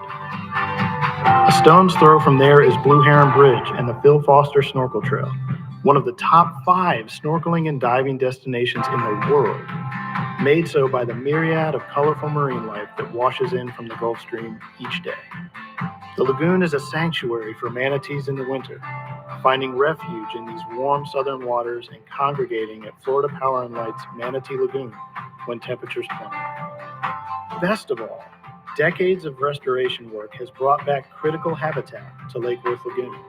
And now amazing sport fish like redfish, permit, and snook have returned to the downtown waterfronts, while rare bird species are flourishing here once again.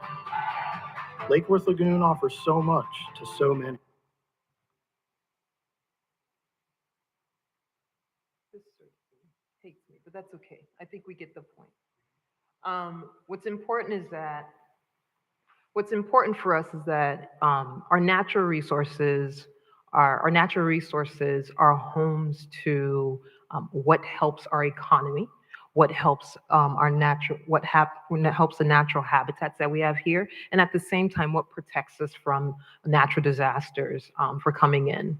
And so today we're talking about management of our coast and the importance of that. And so I feel like the Lake Worth Lagoon has so much going on in there that we're not necessarily paying attention to every day, but we've been working really hard as a region to ensure that the lagoon is providing for our area. And so our city, as well as the neighboring cities, has that custodial work to ensure that it continues to provide for our region here. So it's a goal. So our new goal, parts of our goal, is that it's the goal of Riviera Beach, so we didn't change too much, to preserve, protect, and enhance coastal resources and to discourage development activities that would damage or destroy coastal resources.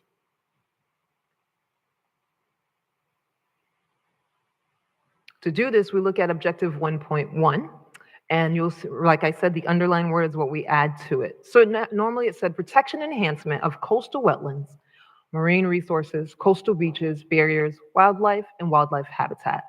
The City of Riviera Beach shall continue to maintain and develop programs, seek funding to expand its efforts necessary to protect, preserve, and enhance coastal and estuarine wetlands, living marine resources, coastal barriers, and wildlife habitat, including but not limited to our reef systems, dune and beach systems, estuarine shoreline and lagoons, and areas of mainland with a connection to intercoastal waterway waterfront. Is there anything more you want to add or take away?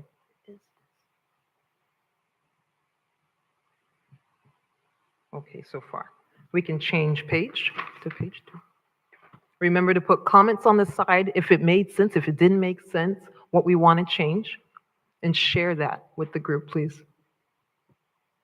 Objective 1.2, shoreline protections. The City of Riviera Beach shall establish a growth boundary for marine development, providing protection to the residents and shoreline from further degradation of the natural ecosystem. We took out, through the permitting process, and we took out enhance and restore the beaches and dunes through implementation and maintenance of the Palm Beach County Shoreline Protection Plan, and herein incorporated by reference. Because what it did was it led to a bunch of different policies, and as opposed to just saying we're going towards the policies, we were just going to say we're going to be doing this based off of establishing this boundary, and then we go into our policies. I think the picture on the right is an example of what's been happening here in Riviera Beach, where we're losing what is protecting our coast every day. And so we're having to add sand, and we're having to do these extra works because of where we're developing. And so I think it's important for us to look at our policies and how we're building and where we're building to ensure that we don't have to do this, and every time some natural storm shows up or some random rainfall shows up and it washes us away. So, but that's an example of what's happened. This happened, I think, this past February is when this was taken. Mr. Chair, if I may.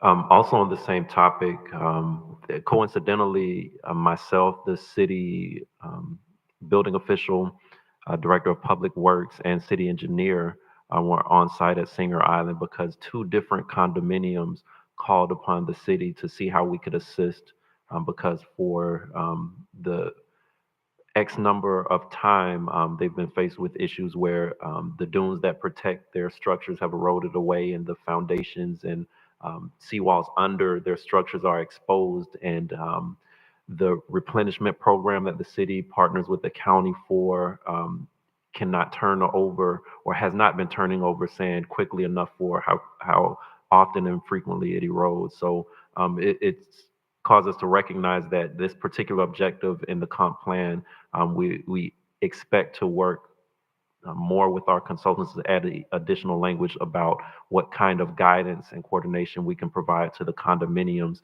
because it seems that seawalls will be inevitable for every structure along the ocean front, because the high tides are coming closer and becoming more persistent as a presence along the bottoms of these structures. So this is a major item for the city, and I did want to acknowledge that staff has been working on this as recently as today to address some of these questions and concerns, but our comp plan will also reflect that as well in the future. Mr. Chair, can I ask? Mr. Sherman, what do we have in place now to address the issue? I know we're trying to develop a better approach, but is there anything in place now to address the erosion of the beach? This has been going on long before you got here. Yeah. And this is not a problem that certainly just started with you. So I'm not laying this at your foot saying that this is a problem that you should have all the answers for. But I want to know, what does the city have in place at this point?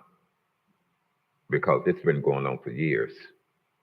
Yes, and there's no, at the moment, because of the expansiveness of this issue, there's no one single organization that can address this alone.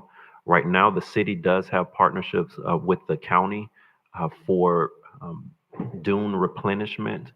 So when the sand dunes that protect the coastlines are eroded away, to bring those back so that they can continue to serve that purpose. Right now, it seems to be happening more frequently, and there's been cases where as soon as the sand was replaced, that it's been washed away again in a very short period of time. So right now, we do have partnerships in place for dune replenishment. What we are looking into is to see if there are best practices for establishing shoreline protection and seawall ordinances. Our building official has been working on a seawall ordinance for the city for some time now.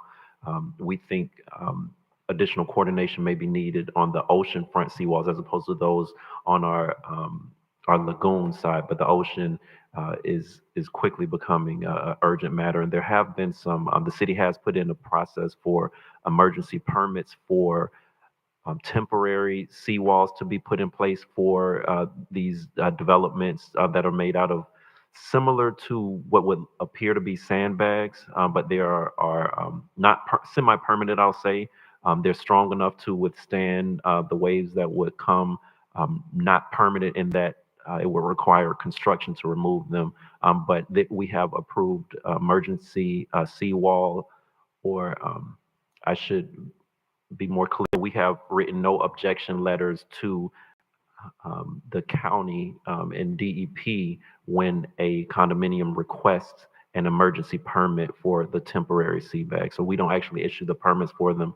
FDEP does, and they ask us if there are any issues with our planning or comp plan for those requests. So that is an additional process that the staff has been working on to assist these situations that are recurring and becoming more common. Mr. Chair? Yeah. And I know this is a big challenge for anybody to deal with, but let me rephrase my question. Yes, sir. When it happens now, what does the city do to replenish it? So the city is not in a sand replenishment operation. I will state that directly. Or let me just say it like this. Okay. What does the city do when this happens? What actions do we take to try to get them back to a safe zone? Let me put it like that. We, other departments, not necessarily development services, we reach out to the county to see where we are and when additional resupplies, so to speak, can be available.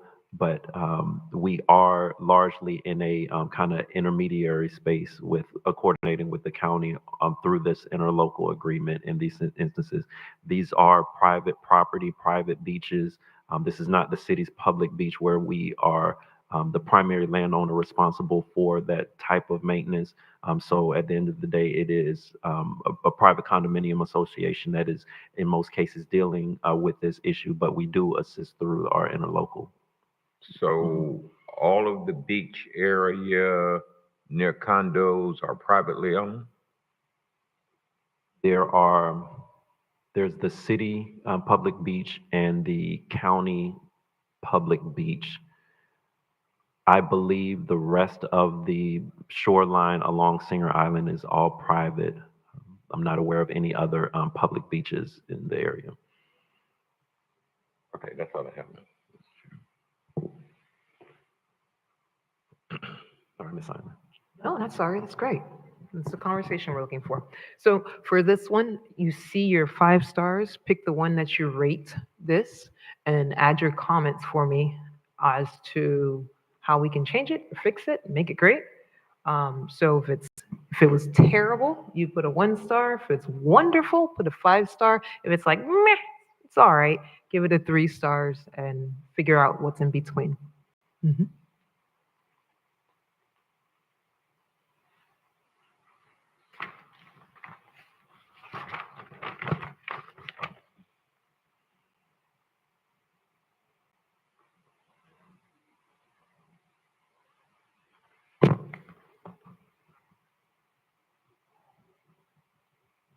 I always do.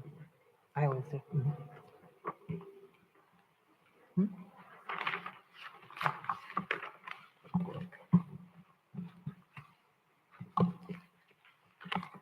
All right. Objective 1.3, as you know, it has no title, so yes, Chair. I'm sorry, I just want to ask a question. I know about, to kind of piggyback off what Mr. Guyton was saying about the beaches and the shoreline and having to build up, excuse me, Mr. Sherman was saying about the having the sandbags. How expensive of a project is that? I guess I know it depends on how large it is or how wide of an area, but per se, how much if it was one condo area, how much would that probably run the city to be able to repair? I'm sorry, I don't have an estimate on that one. I mean, just ballpark. I mean, I'm not looking for anything great, but just I'm afraid I wouldn't be able to get into the ballpark. I don't Okay. have familiarity with that kind of operation. I can check with Public Works to see if they, or our Parks Department who has dealt with these types of operations board to see if they have any estimates they could provide, but I probably couldn't even get you in the ballpark. yeah, 'cause that looked like a pretty large job and temporary. Mhm. I think it's charged by cubic yard for sand, if I'm not mistaken. So maybe extrapolating from there and how many yards you would need for a project. But I can ask around and see if we can get some estimates from other departments. Thank you, sir. Mr. Chair, Yes, ma'am. you said that we're not in the sand. Can I just say something? Yes. Since he brought it up, we're not in the sand business. Well, where does the sand come from? Because I remember one year, I can't remember what hurricane it was, but they were bringing in truckloads of sand. So where do they get the sand? Because it looked like it was immediately done. So, well, you just got here. Would you know how they? I do know that there are vendors that provide sand, and with the most recent hurricane, one of the other city departments reached out to a vendor to essentially purchase sand so that residents could come and pick up some. But it is not a regular operation of the city to replenish sand dunes. Is just to clarify what I stated earlier. So you have people on standby. For emergencies, For yes, we Oh, have contracts with various vendor types for emergency services. And when it comes to the sand dunes of the beach, we coordinate with our county partners. Thank you, Mr. Chair.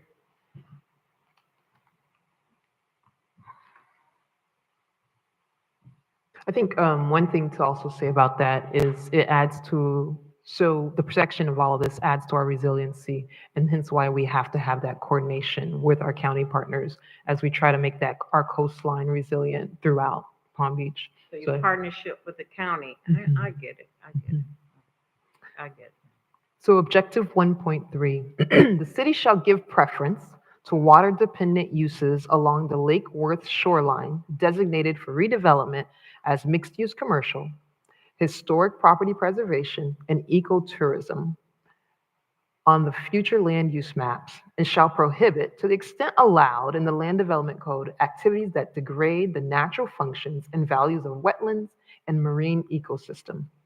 Here we added historic property preservation and ecotourism, and then we struck out industrial as a major use, as a preferential use.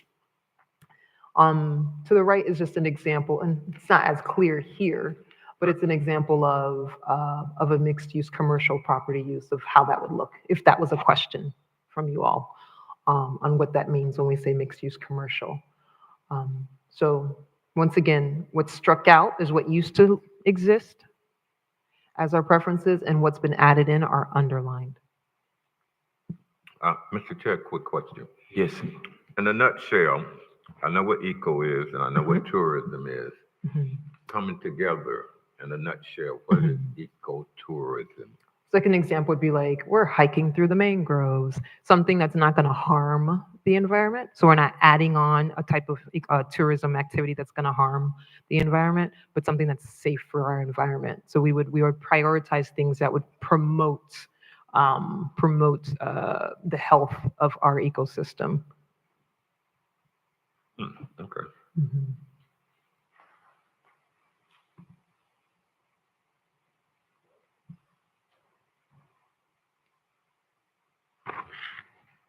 Please write your comments on the side.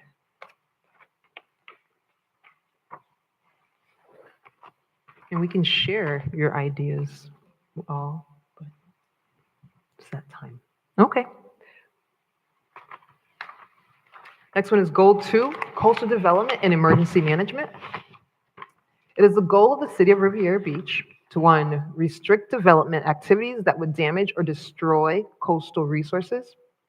2, to protect the human life by limiting public expenditures in areas subject to destruction by natural disasters. 3, to maintain and implement a safe and effective emergency management program. And 4, to provide for orderly redevelopment in a post-disaster period. 5, to develop strong mutual aid agreements with regional partners. And 6, to be resilient.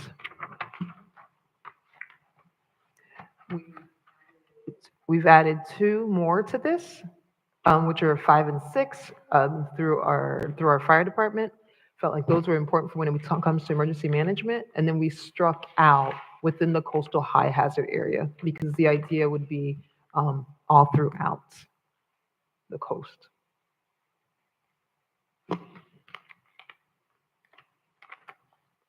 Any comments on this one?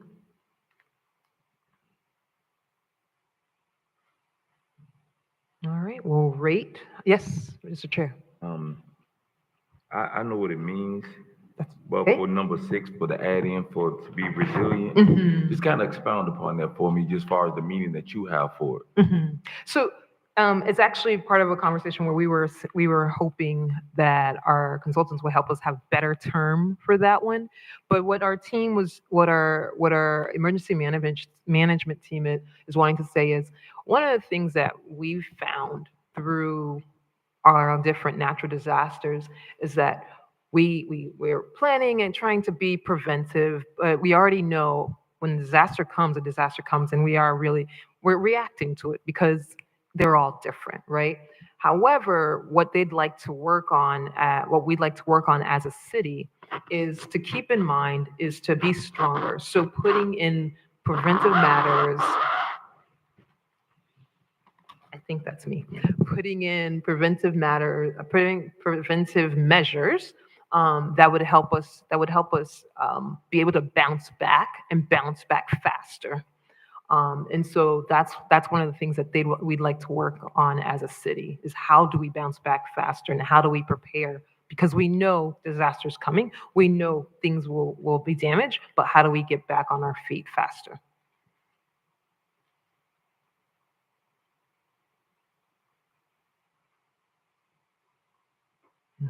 Good question.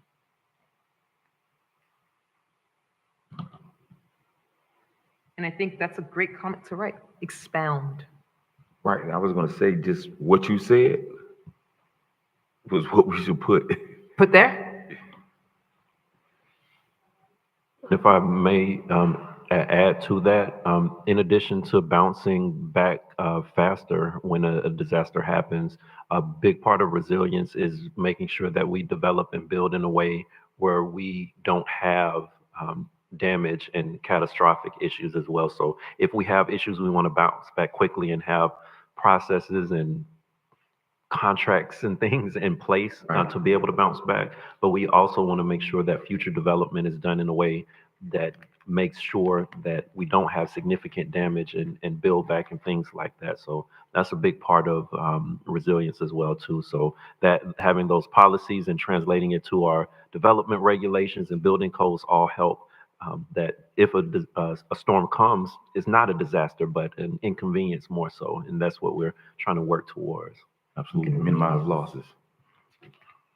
I think a good way to look at that one is how California prepares for earthquakes, because it's part of their normal everyday, and how they improve each time on how they react towards it.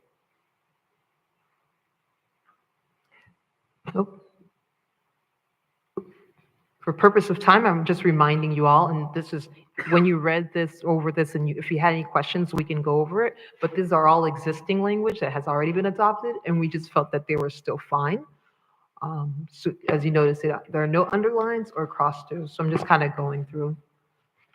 Okay. All right.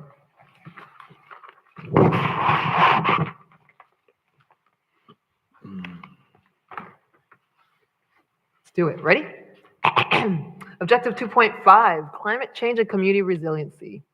The city shall increase adaptability and resiliency to climate change impacts by developing and implementing a sustainability and climate action plan with vulnerability assessment, including strategies that address coastal flooding, tidal events, storm surge, flash floods, stormwater runoff, saltwater intrusion, and other impacts related to or exacerbated by sea level rise, changing precipitation patterns, temperature increases, and other climate change factors.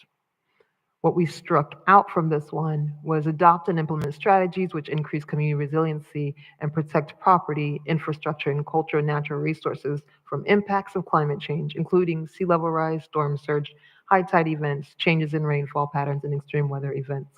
It was just a rewording in order to ensure that we actually plan for it and not just kind of say we're doing these things, but actually know what is it that we're doing, is what this one is trying to get to. You guys can read over it again.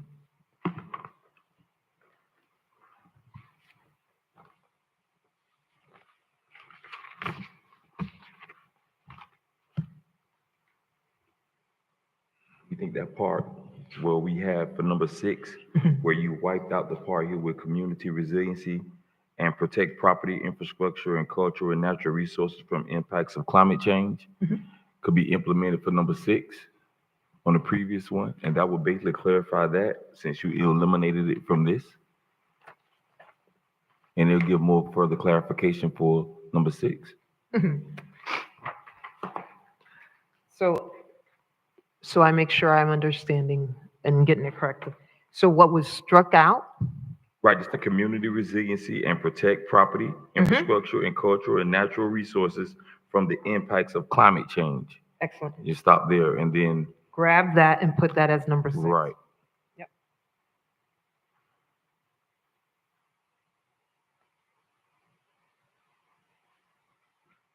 I'm sorry, Ms. Shepherd, that's just my mom coming out. Don't be sorry, that's I'm important. listening to you.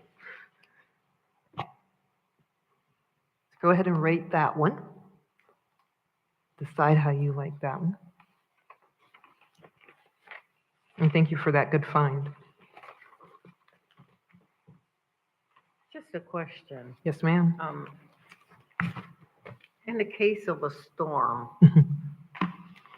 who's in charge? I mean, who start making all these decisions? I mean, who start making decisions about the sand, the water, what we're blocking off, and what? I mean, who gives the action and plan? Yes. And do you have the action and plan before this monstrosity come upon us? Correct. Is there a plan in place? I guess this is it. This is a part of it. No, this is not. This kind of mandates like we should have plan, but this is not the plan. Oh. Yeah, no. It's a bigger plan through our EOC. Our firefighters and our other safety groups are together, have made a safety plan that they prepare for our natural disasters. But this is a part of the plan. I This mean, this is the mandate to say, make sure you have plan. Thank you. Oh, we would be done if they were depending on our comp plan. Not that I could help, but I just like, I guess. No, we're not in charge of that one. Okay, Yeah, we're just saying, make sure we have this. you have it. I get it. I get it. Objective 3.1, coastal management coordination, that coordination that happens. The The city shall, excuse me, the city shall seek appropriate vehicles and forums for achieving effective intergovernmental coordination and cooperation regarding the impacts and implications of development in coastal area on fragile coastal ecosystems. We've struck out to advance the level of intergovernmental coordination and cooperation for decision-making and policy development regarding coastal issues. So we're just kind of making it more clear of what is it that we're doing and how do we want to do it. So we're just saying that we want to make sure that we are coordinating around in order for us to see if the development that we do here, do you feel like it'll impact? So it's kind of like when other cities are sending us their plans and we're sending them plans, just to make sure that what we're doing isn't going to mess something up or cause an issue. So we should be having a coordination within our own government and then the local governments around us. Chair. Yes. I noticed on a lot of these, we're saying the impacts and implications of development in the coastal area. But I see nothing about the boats that are out there and when these boats They cause sink, issues. and, you know, I don't see anything in here where that will be taken care of in a timely fashion, because sometimes I see boats sit out there for years that sink. And so And I'm quite sure that's not good for the environment out there either. those boats are an issue for our city, and I know our team, our safety team from our police have also asked us to add this to the plan. If you put that on yours, that would make me smile. So that way we have it noted down that we as a board also want that to be added. Mr. Chair, Recognized. on the follow-up on Mr. Gallen, that was a good point too, Mr. Gallen.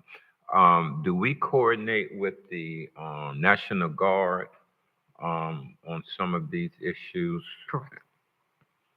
And if so, should language be added to acknowledge how we deal with those type of issues? So I did ask that question of our team. Police says that they have it in their plans on how they're supposed to, because I know that he said they do it with PSS, or what is it? Sheriffs. They do it with sheriff. So they do it with the county. They do it with state level and the guard, the Coast Guards, as well as Homeland. And I asked him, does he think it should be in our plan? He wasn't too sure. And so that's a question for you. Do you think we need to say we are coordinating through these different governments? Should it be stated, or should we just keep it vague?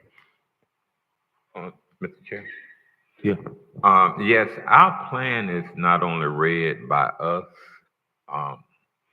it's a public record document. And should someone outside of the city that don't know our procedures, and I've been a staff member, sometimes I go to different documents to get ideas from different counties and cities, and you know, this is how intergovernmental relations work. And if they pull our document, they say Riviera Beach has a procedure that they use that we may be able to implement. So I think it wouldn't hurt. Okay. I don't see any damage to it, but maybe the board has some other ideas on that.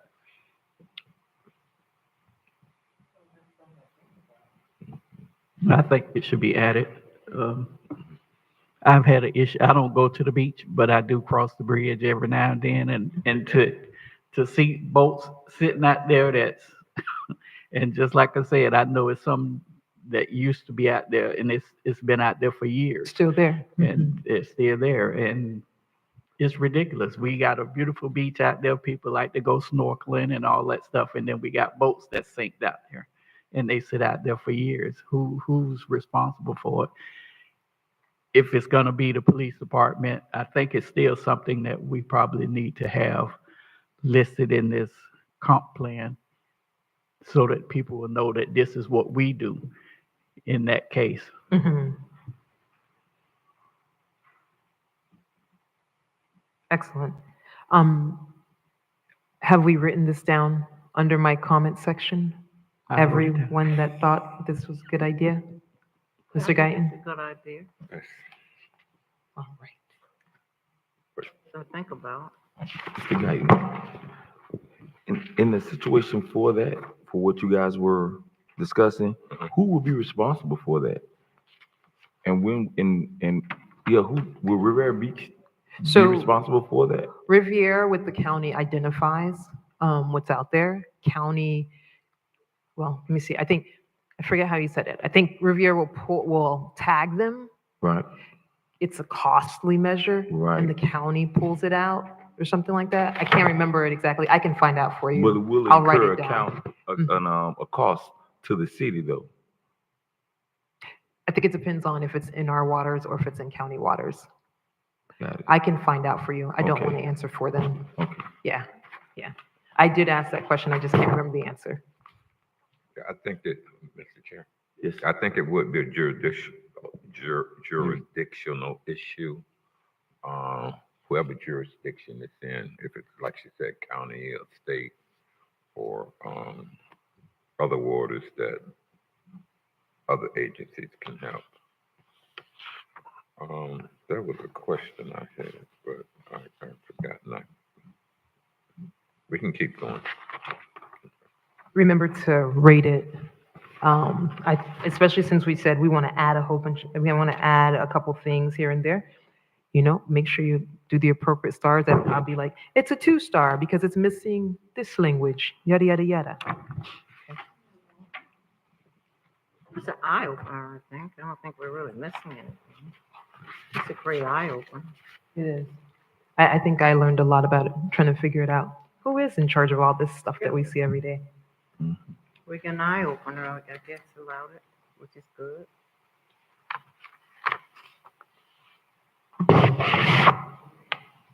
Excellent. All right.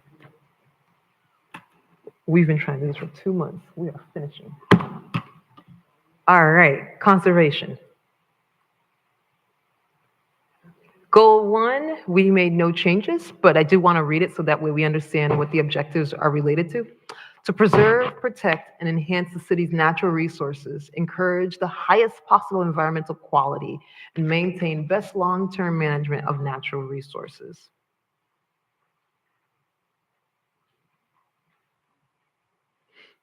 Goal 2, to protect human life and native ecosystems by controlling air pollution throughout the city to meet national ambient air quality standards and other air quality requirements, either individually or through partnerships.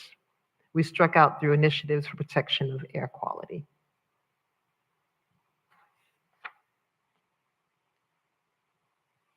If it made sense, say made sense. If it didn't make sense, say, I don't know what this is really telling me. And if you have some suggestions, please, let's discuss, let's add. Mr. Chair? Ma'am? How would we know how to control the air quality? I mean, So our big one, so for right now, we're just saying our goal is to protect human life and, right? So now let's see, we're gonna follow our objectives. If our objectives don't talk about it, because that's supposed to be the how. That's supposed to tell us. So that's the next one. Let's see what happens. okay. Air quality standards. So first, we're going to talk about the standards. The city will participate in any regional or statewide effort to attain satisfactory air quality by a condition equal to or better than state and federally air quality standards. So there's a certain level we're supposed to have, and we're going to see how do we keep that satisfactory to that. This reminds me of some of the conversations that we've had in the past with different things that happen near our boats when everybody's talking about their air quality. And then it's kind of like, well, we've met it or we're at that quality level or whatnot. How, Chair, Yes. how would you track that? Because of the fact that we have tropical shipping with the 18-wheelers going all day long, how would you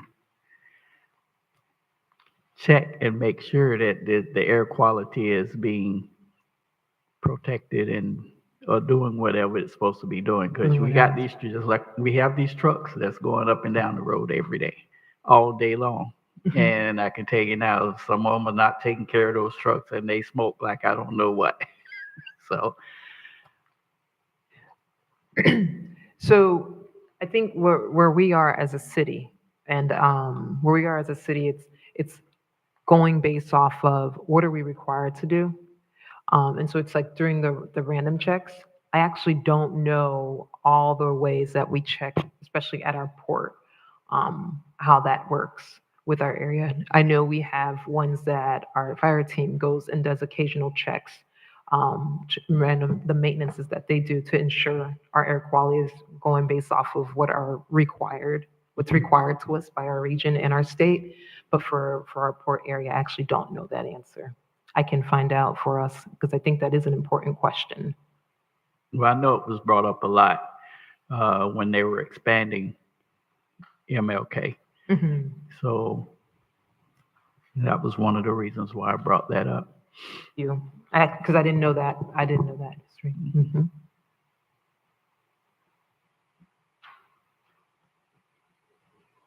I have a meeting with the port tomorrow. I'll ask them.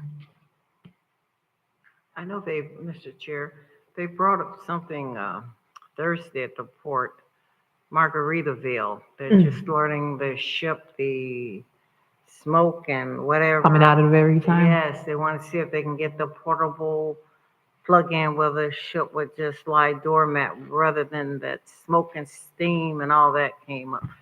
I had the letter.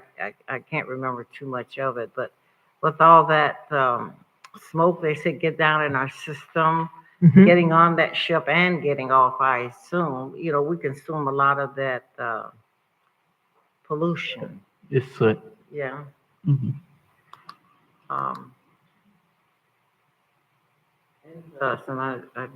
I really don't remember what was the solution to yes, I do remember the solution. They want to pull out all the plugs and put this, I guess it runs on electricity or something, but I guess that will control the pollution or the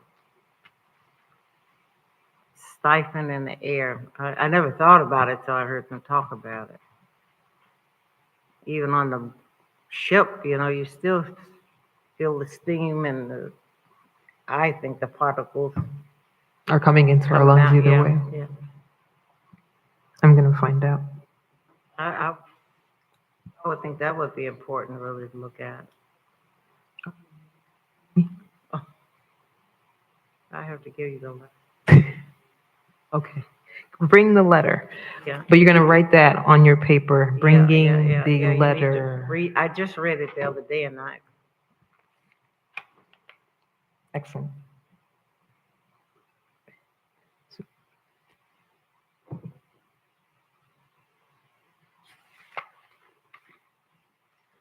Objective 2.2, manage and reduce greenhouse gas emissions.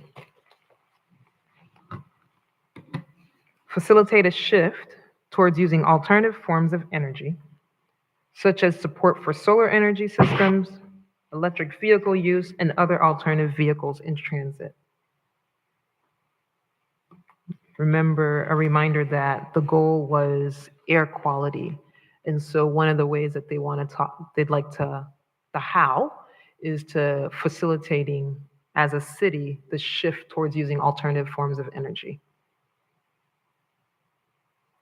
I like this one because the one you took out, you can state that you shall reduce air pollution, but you can't guarantee it. You can't make it. You right? Because by promoting mass transit wherever, you can't make people buy electric vehicles or whatever like that. But by making an adjustment here, it shows the options That we are trying to. that you're exactly. trying to do right, and that gives it kind of is more open-ended to where it shows the other options you can do to be able to, as an alternate form, to be able to assist in emissions. So yeah, I think it was a good change. And he's talking about this particular change. Objective 2.2 used to say the city shall reduce air pollution in general and carbon monoxide emissions in particular by promoting mass transit whenever and wherever possible. Question. Correct. Yes. I've noticed that the city is purchasing a lot of new vehicles, on the road. But are they? Are they? Yes, electric. Yes. I do know I've worked with the Public Works Department and Fleet in their ordering as they coordinate with different department directors. And one of their goals is to lessen the impact of the city's fleet. So they have made a priority of including some hybrid and potentially all electric cars as well with the new vehicles that are being ordered. So it is a priority of their department as they expressed to us when they were ordering. And in fact, I think we volunteered to convert one of our planning vehicles to an electric vehicle to assist with them meeting that goal. And electric charging stations for vehicles have been added at City Hall as well as the Public Safety Building, and they are regularly utilized. And so future fleet vehicles will be utilizing them as well too. Okay, just checking you out. Of course. Our consultants had asked another question where they wanted to know, would we want to move this or would we want to leave this under conservation? Or would we like to move it to the transportation element? Or kind of have this language in both areas? And the reasoning behind it is that showing that we're wanting to be resilient or even just addressing the issues of our environment within the transportation section as well. Combination. Mhm. You gonna leave it or? We can note that in our comment section, please, that you're okay with moving it to transportation. And what's important with what you guys have as a workshop item is that all of this is public record. So I combine them as our language and onto one document. This is what our board has commented on and suggested. And then so I need those so that way we have that documentation of what you said.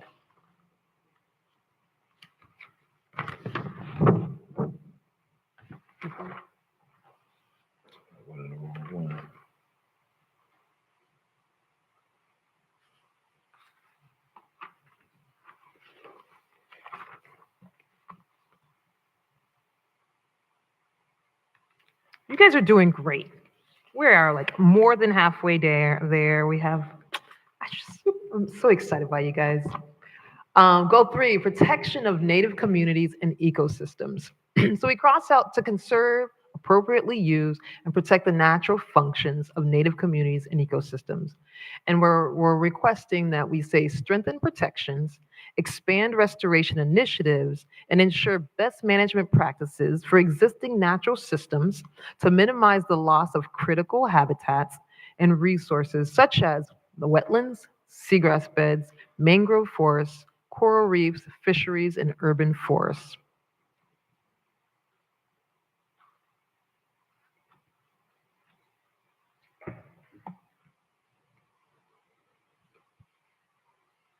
Say out loud. He's when Mr. Guy knows, like, what's an urban forest? So for and actually Don't our tease first me. question. Oh, we're joking. And that's a great point, because as planners, we see that term all the time, and we just know what it means, so we gloss over. So that's a great point that some of our community members that may read these terms may not readily identify with what they mean. So thank you for pointing that out. So we're really talking about So we're really talking about, and that's actually, it's not, it's, we're saying to protect it, but we're needing to actually add to our urban forest. So it's just kind of like our trees that are around our city, our natural trees that are around. It's urban because we've been building around it. But they need to be closer together. We don't have much of a urban forest here. So we really need to be adding to our system. One of the things that we're working with parks is to do that. They received some grants in order to improve our urban forestry landscape, to add more trees within the city. So that way we're shaded more and that we're a cooler city, because we know when we're a cooler city, our air quality improves. We also have our heat index decreases, and we all know that it's getting hotter every year, right? And then that we also want to be outside a little bit more as opposed to being scared and staying inside our homes under that AC that is killing our bills. But so one, we will change that so that way it's makes more sense. Two, this also tells me that we should put more pictures in our comp plan in order for people to kind of see it. And then three, connect it to our parks so people see the relationship that we're trying to do. We're also trying to increase our trail system here in the city, and that would be part of that. Is adding more, how we increase our urban forest is through our trail system that Parks is trying to increase. Mr. Chair, Yes. you know, when the name forest or the word forest is spoken, You're something thinking, of a large environment of right, trees, trees. a large area We don't have of that. trees. And I say that to say, is forest the best term to use? No, and I think that was going what Mr. Summers was trying to say. We're going to change, and you're going to write that under your notes section. We're going to change that to say, give me a better term for this, so that way it makes more sense for everyone that's reading it. Thank you. I'm done. And Chair, you're going to write, what's the urban forest? So that way we remember to define things more.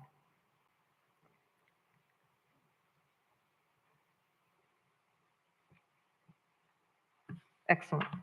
Remember to rate it and add your comments.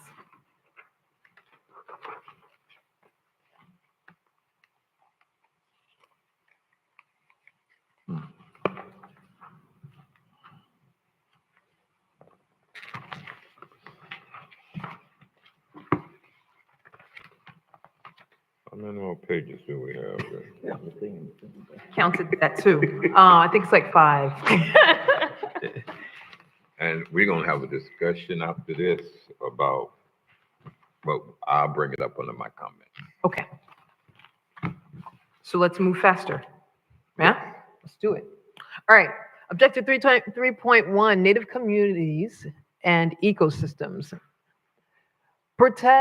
We are crossing out, the city shall maintain the functions and values provided by freshwater and marine wetlands.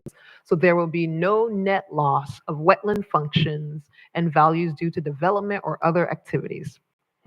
It's being changed to, or being proposed to be changed to, protect and conserve the functions and values of wetlands and direct future land uses that are incompatible with the protection and conservation of wetlands and wetland functions away from the wetlands. Or away from wetlands.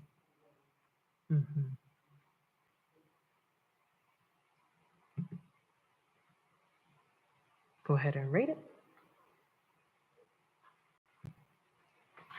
3.3, preserve and protect Lake Worth Lagoon. The city shall coordinate with Palm Beach County, South Florida Water Management District, and the Florida Department of Environmental Protection, as well as other municipalities along Lake Worth Lagoon to preserve and protect the lagoon. The city will research various conservation tools to protect the estuary along the Lake Worth Lagoon, is what is being crossed out. And it's being proposed to say, in order to continue protecting the Lake Worth Lagoon, the city will initiate a partnership with Palm Beach Environmental Resource Management Office and implement goals and strategies from the latest Lake Worth Lagoon management plan. through administration of the Code of Ordinance, enforcement of environmental regulations, and implementations of the coastal management element. This one is giving it more direction. Ms. Pram likes it.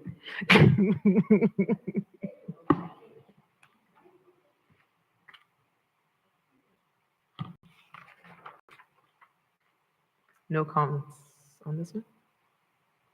Oh, yeah, I really want to move on. 3.4, listed species. Oh, it has no underlines, so we'll move on from there. Invasive non-native plant species are okay. We are okay with the language that has already been adopted by the city.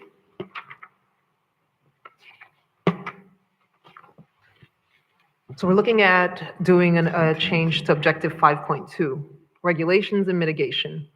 We're suggesting to strike through, the city shall continue to regulate development in and around natural floodplain areas and areas subject to tropical storm and hurricane storm surge, and implement projects to mitigate long-term damage.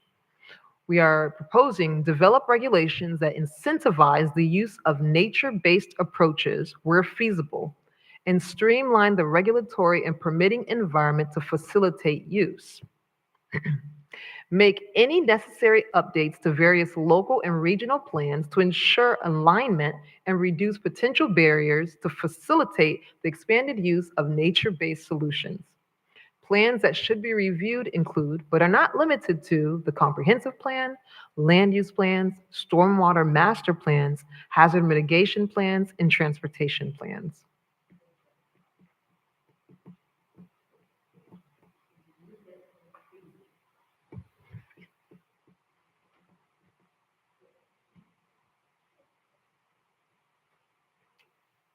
I felt it was a mouthful. I think we could edit a bit, but you all can decide.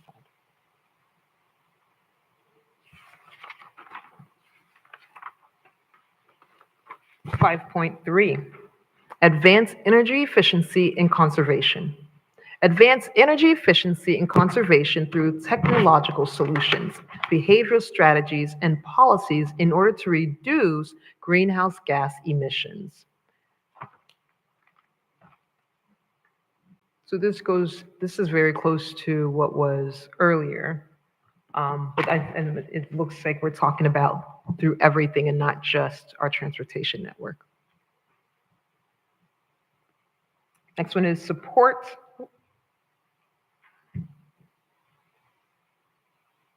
Yeah. 5.4, access to locally grown food. Create support for individual and community gardening to increase access to healthy, locally grown food by residents throughout the community. The importance of adding this is your greenhouse gas decreases if we're not going far away to find food. So we're adding something to say, this is a necessity. We should have it locally and it should be available for our community.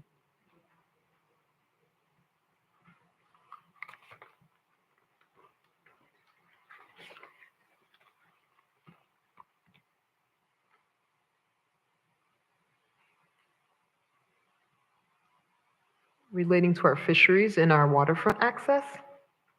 I like that. This is actually, I know we're not gonna, oh, I forgot, it's under it. It's under it and we need it. Yes, yes. So she is our, like a faux coral structure that we have under our waters in order to, as we lose a lot of our coral system, we have different scientists that are working to bring in these structures that help us to have homes in places to help feed our fish, and to have a place like a home for our fish and to feed our fish. And so they put these structures in, and then you have algae and all these different things start to grow around it, and our fishes. So that way, to get rid of what's happening with the bleaching of our coral system, we're now finding alternatives for it.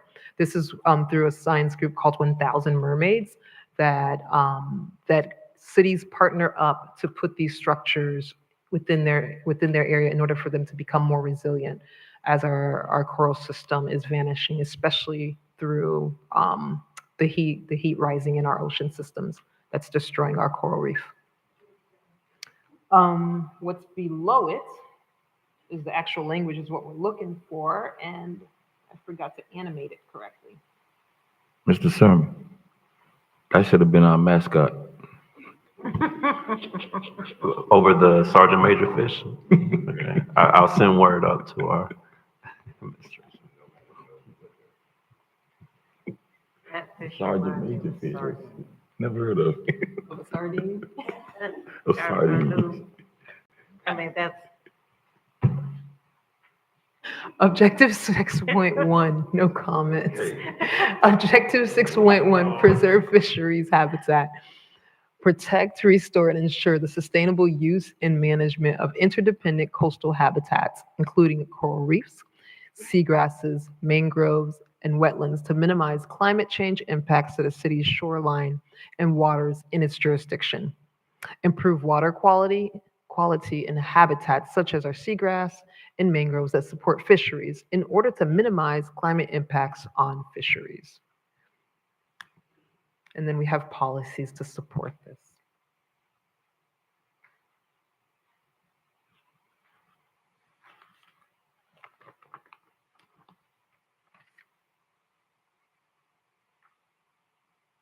We're making it to the finish line. Goal 7. The city is committed to protecting, and this is a new goal that we're adding to the conservation section. The city is committed to protecting vulnerable residents' health impacts from extreme heat and flooding.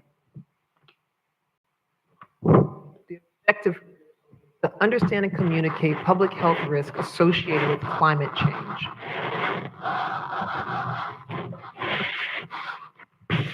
Is there a reason why you have 2 of these?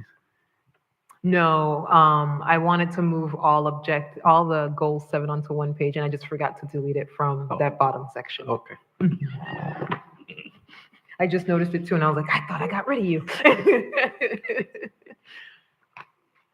So I just put an example on the bottom of a community. This is just a community in Massachusetts that is constantly communicating with their community about if there's a heat warning that's out there, what should they do, and how do they protect themselves?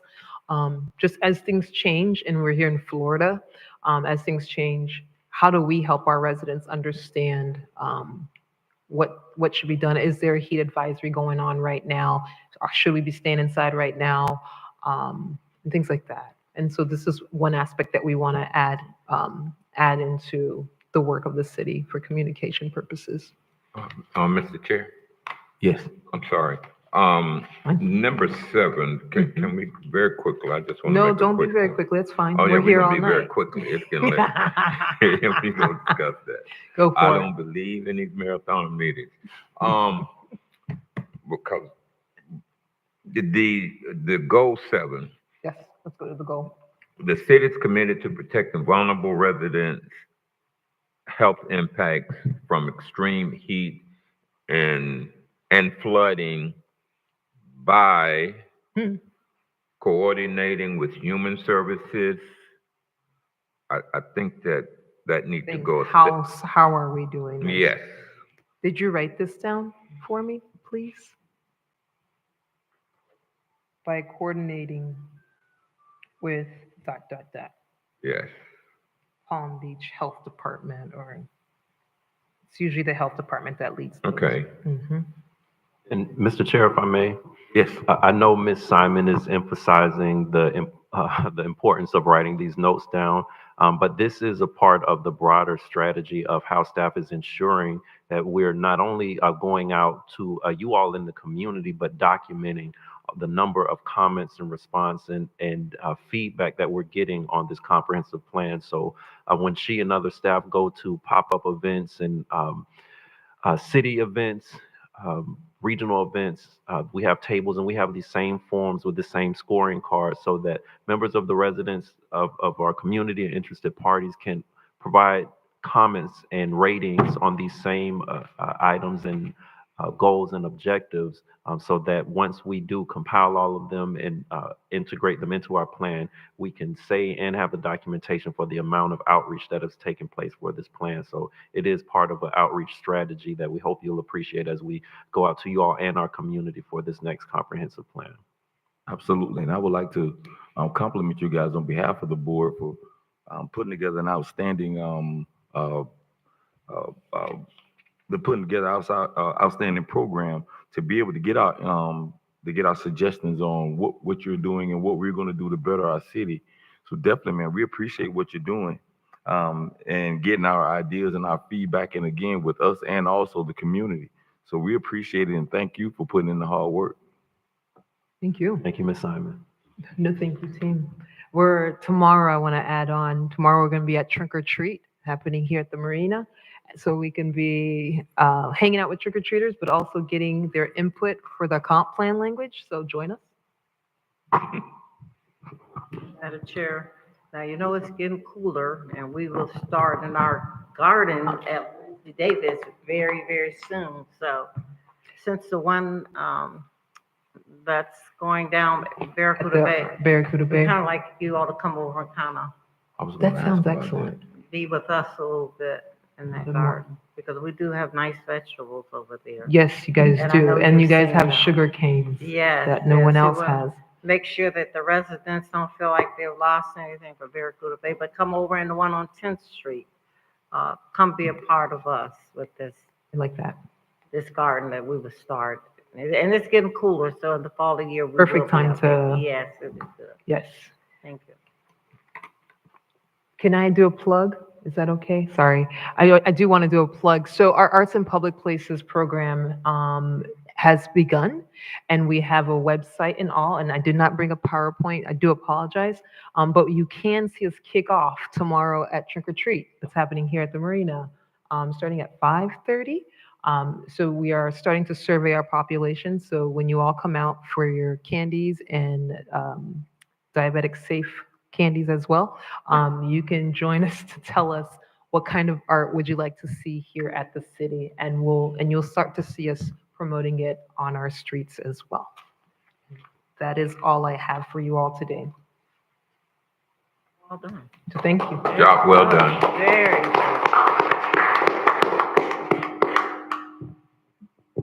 All right, we can move on to number 9, general discussion.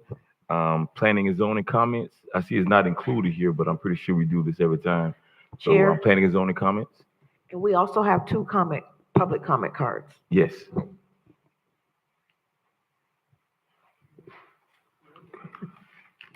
The 2 public comment card is by Ms. Miriam Bram.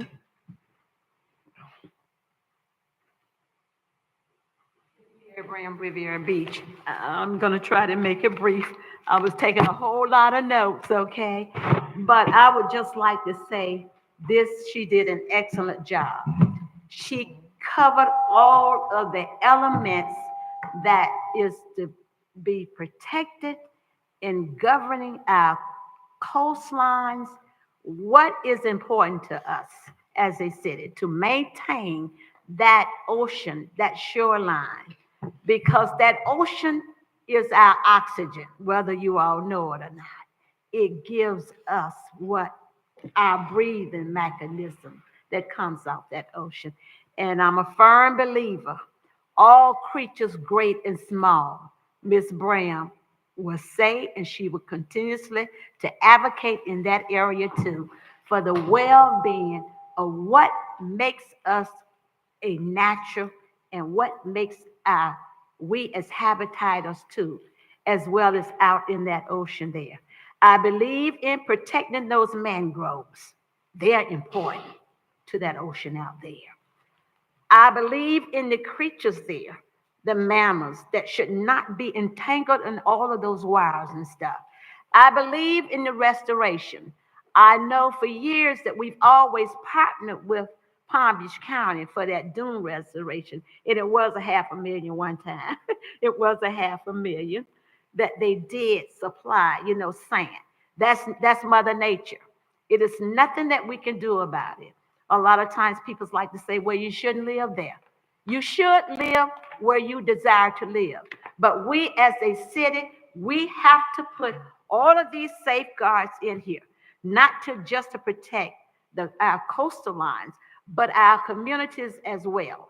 And that water, moving that water on, I hope that you all consider that. It is some things in there about the boating. I totally agree that we should put those derelict boaters over at Theo Foster Park, because that park does not belong to us. It is a county park. The county takes over that now. So those boats there. I do agree about the forest. No. Let's have the trees. Let's instill in there the trees, to bring it to the realization that trees circulates that shade and gives us that energy, whether it's out on the ocean or underneath that ocean there.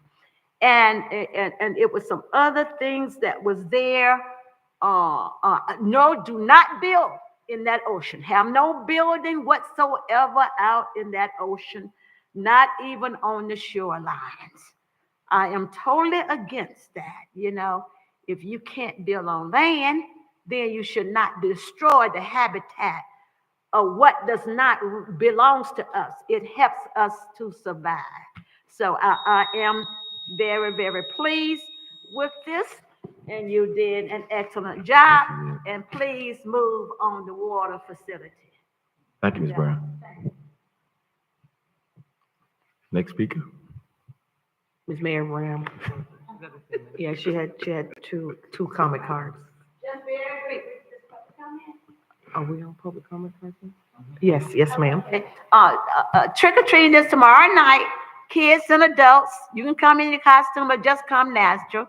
The police department is putting this on, so please come out. I think the time is about, is it 5:30? It's 5:30 p.m., so please come out. And you see that Miss Bram is wearing her pink here. And I appreciate all the men that did wear their pink for the celebration of the City 102 celebration. You all looked so gorgeous in your pink as well, too. And you see I have on this vote shirt here. And it does not say Democrat. It does not say Republican. It does not say independent. It says vote.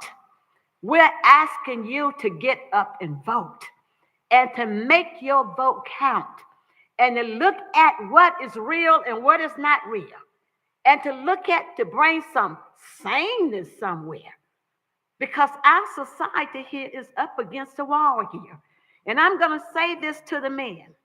Men, you need we as women just like we need you as men. And we would like for you to stop putting us down. Stop putting us down.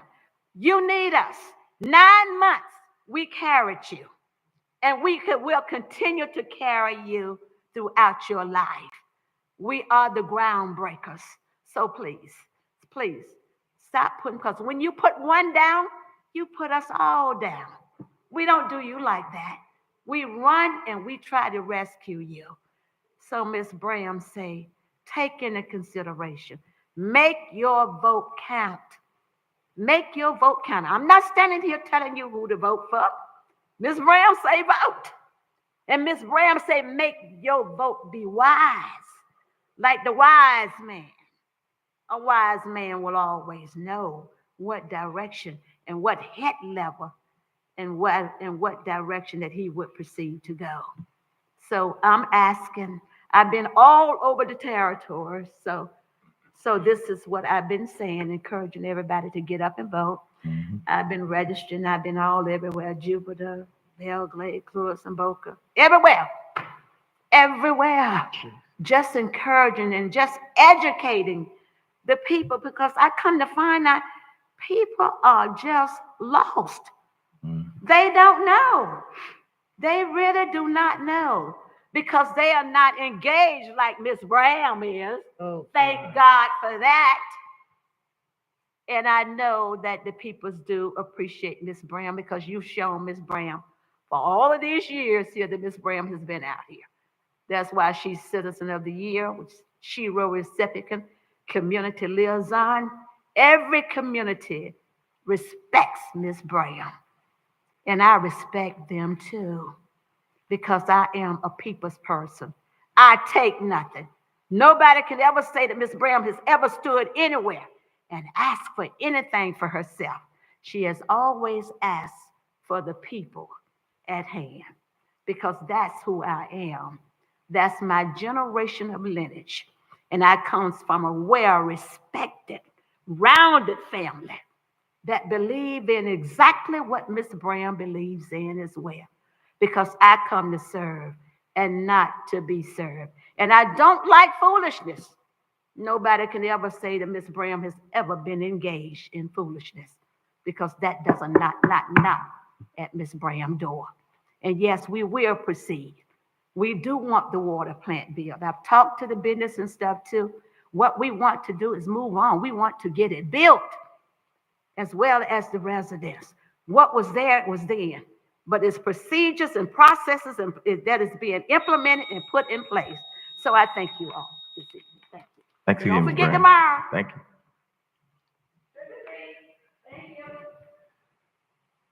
All right, so on to general discussion. Again, do we have any planning and zoning comments? None from staff, Mr. Chair. From any of our members? I just have a quick comment, and I oftentimes reference about moving the meetings on and how long we stay. And I would like to actually put that on the agenda for discussion. The last time I was back in 91, when I was first elected, we had a time certain to handle business for that evening. We didn't go to 12 or 1 o'clock in the morning. If we were on an issue and that time certain hit, the council had to take a vote to go beyond that time frame. I'm saying this because, and I can only speak for me, I know there's others in here that work all day. Some up here work, and we volunteer, and after a certain time, my alertness start dissipating. That's a natural feeling or reaction to being tired, shall I say? And even with staff, I see staff over there nodding every now and then. But that's, of course, not that staff. I'm talking about. Point at them so we can follow up. No. I'm talking about when I was on council back in 91. Okay? I would see staff over there nodding. But on a serious note, and even for the residents don't want to be up to 12 and 1 o'clock at night, but they want to hear the business going on. And some would say, well, they can play it back. No, but we have people that have jobs. We have staff that have to get up the next day and then go do their job. So I would like to have a discussion about a time certain time. And it's all with time management, setting agendas so that it doesn't go into the 11, 12 o'clock hour. So if it's not an emergency and we don't need a decision by the next week on a particular issue, we shouldn't be here to 10, 11 o'clock, especially after working all day. So if there's no objection, I'd like to put it on the agenda for discussion at the next meeting. Mr. Attorney, I don't know what your position is on that. Is there any restrictions for setting a time certain? Should we even have that discussion? Well, Mr. Chair, if I may. Yes. So as a board, you can set reasonable timeframes for issues. The chair is actually in control of how the meeting progresses, but there's a correct way to do it. So as you said, what you don't want to have is an applicant that comes in for a project to be cut off unnecessarily without being able to Absolutely not. explain their case. So It would take some thought, but it's not impossible to accomplish. I know, we've done it. I've done it. That's why I brought it up. We used to have a time certain.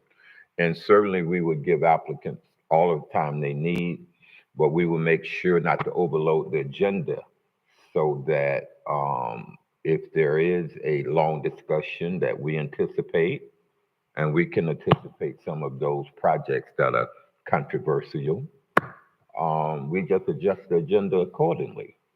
So, but anyway, I don't want to discuss it now, but I am serious about having a serious discussion about it at the next meeting, so that those of us that work, including staff and others, and the public, you know, to work all day long and then sit here for 4 or 5 hours, we can manage our time better. We've done it, and I'm confident of that. So, those are my comments. Any other comments for the planning and zoning board members? Mr. Chair. Yes, ma'am. I didn't get a chance to say, congratulations. And Thank you, ma'am. I think what Mr. Guyton is saying is so correct. If we can, being the chair, you have the authority to kind of corral some things, you know, like your time. In council meeting, sometimes when they have a lot of cards, and they would cut down the public comments to 2 minutes. Maybe I'm just talking about conserving time. Because to be redundant, to keep being redundant, it is taking up time. And with me, it doesn't bother me because I know the door is here and I can always get up and leave. So you can keep on talking. It really doesn't matter to me. But I want to be respectful to our staff, you know, because they do work all day and they deserve the respect. And I think they do an abundantly great job because they have to get all this materials, and you all are online. For me, they got to bring it out to the house. If something happened, they got to redo it. So that's a lot of time. And I don't like putting it on them. And if I have to call, I make a call, and I try to make it very, very short. But out of respect, you know, I think the chair has a duty to try to, you know, maybe cut it down, maybe find a shortcut, because it's just not fair that they put all the work together and then, you know, I don't work, but I know where to go. But once again, Mr. Chair, congratulations, of course, to the vice chair. Congratulations, and time to move on. Thank you, Mr. Chair. Yes, I also want to speak on the hard work they've been putting in. If anyone looked at the bottom of the water supply facilities work plan, down at the bottom here where they have the final report in 2002, the revision of the final report in February 2002, the revision to the final report in June 2022, revision of the final report July 11, 2024, revision final report September 27, 2024, and I'm pretty sure we're probably going to have another final report later on this year. But it shows that we are constantly making updates and upgrading to make a better Riviera Beach, to make something better for our city. So that puts in the hard work that, as Mrs. Shepherd is stating. One other thing, I didn't see where we're going to have the new meeting. It wasn't set yet. You're going to send that out to the members, because there was no next meeting set. So we just. I'm sorry, Mr. Chair, Yeah. one more time. Yeah, I'm looking at the bottom part because it's just adjournment, which I know we're eager to get to, but it didn't state when our next planning and zoning board meeting was going to be. Okay, I apologize for that oversight. problem. We'll make sure it's on future agendas. Okay, no problem, no problem. They're just saying that, is there any date for it, or we just? Yes, November 14th. November We are preparing 3 projects for your review for that agenda. So we will try to keep our presentations as compressed as possible to be mindful of the conversation that was just had. But we do have 3 items. There is no second meeting during the month of November or December. So we are trying to get any city business taken care of on those one shot per month meetings that we have. Under those circumstances, you know, that's understood. from Ms. Vice Chair Guyton. Would you like to make a motion for adjournment? So move. Second. Oh, did Mr. Brown have any comments? Okay. Oh, okay.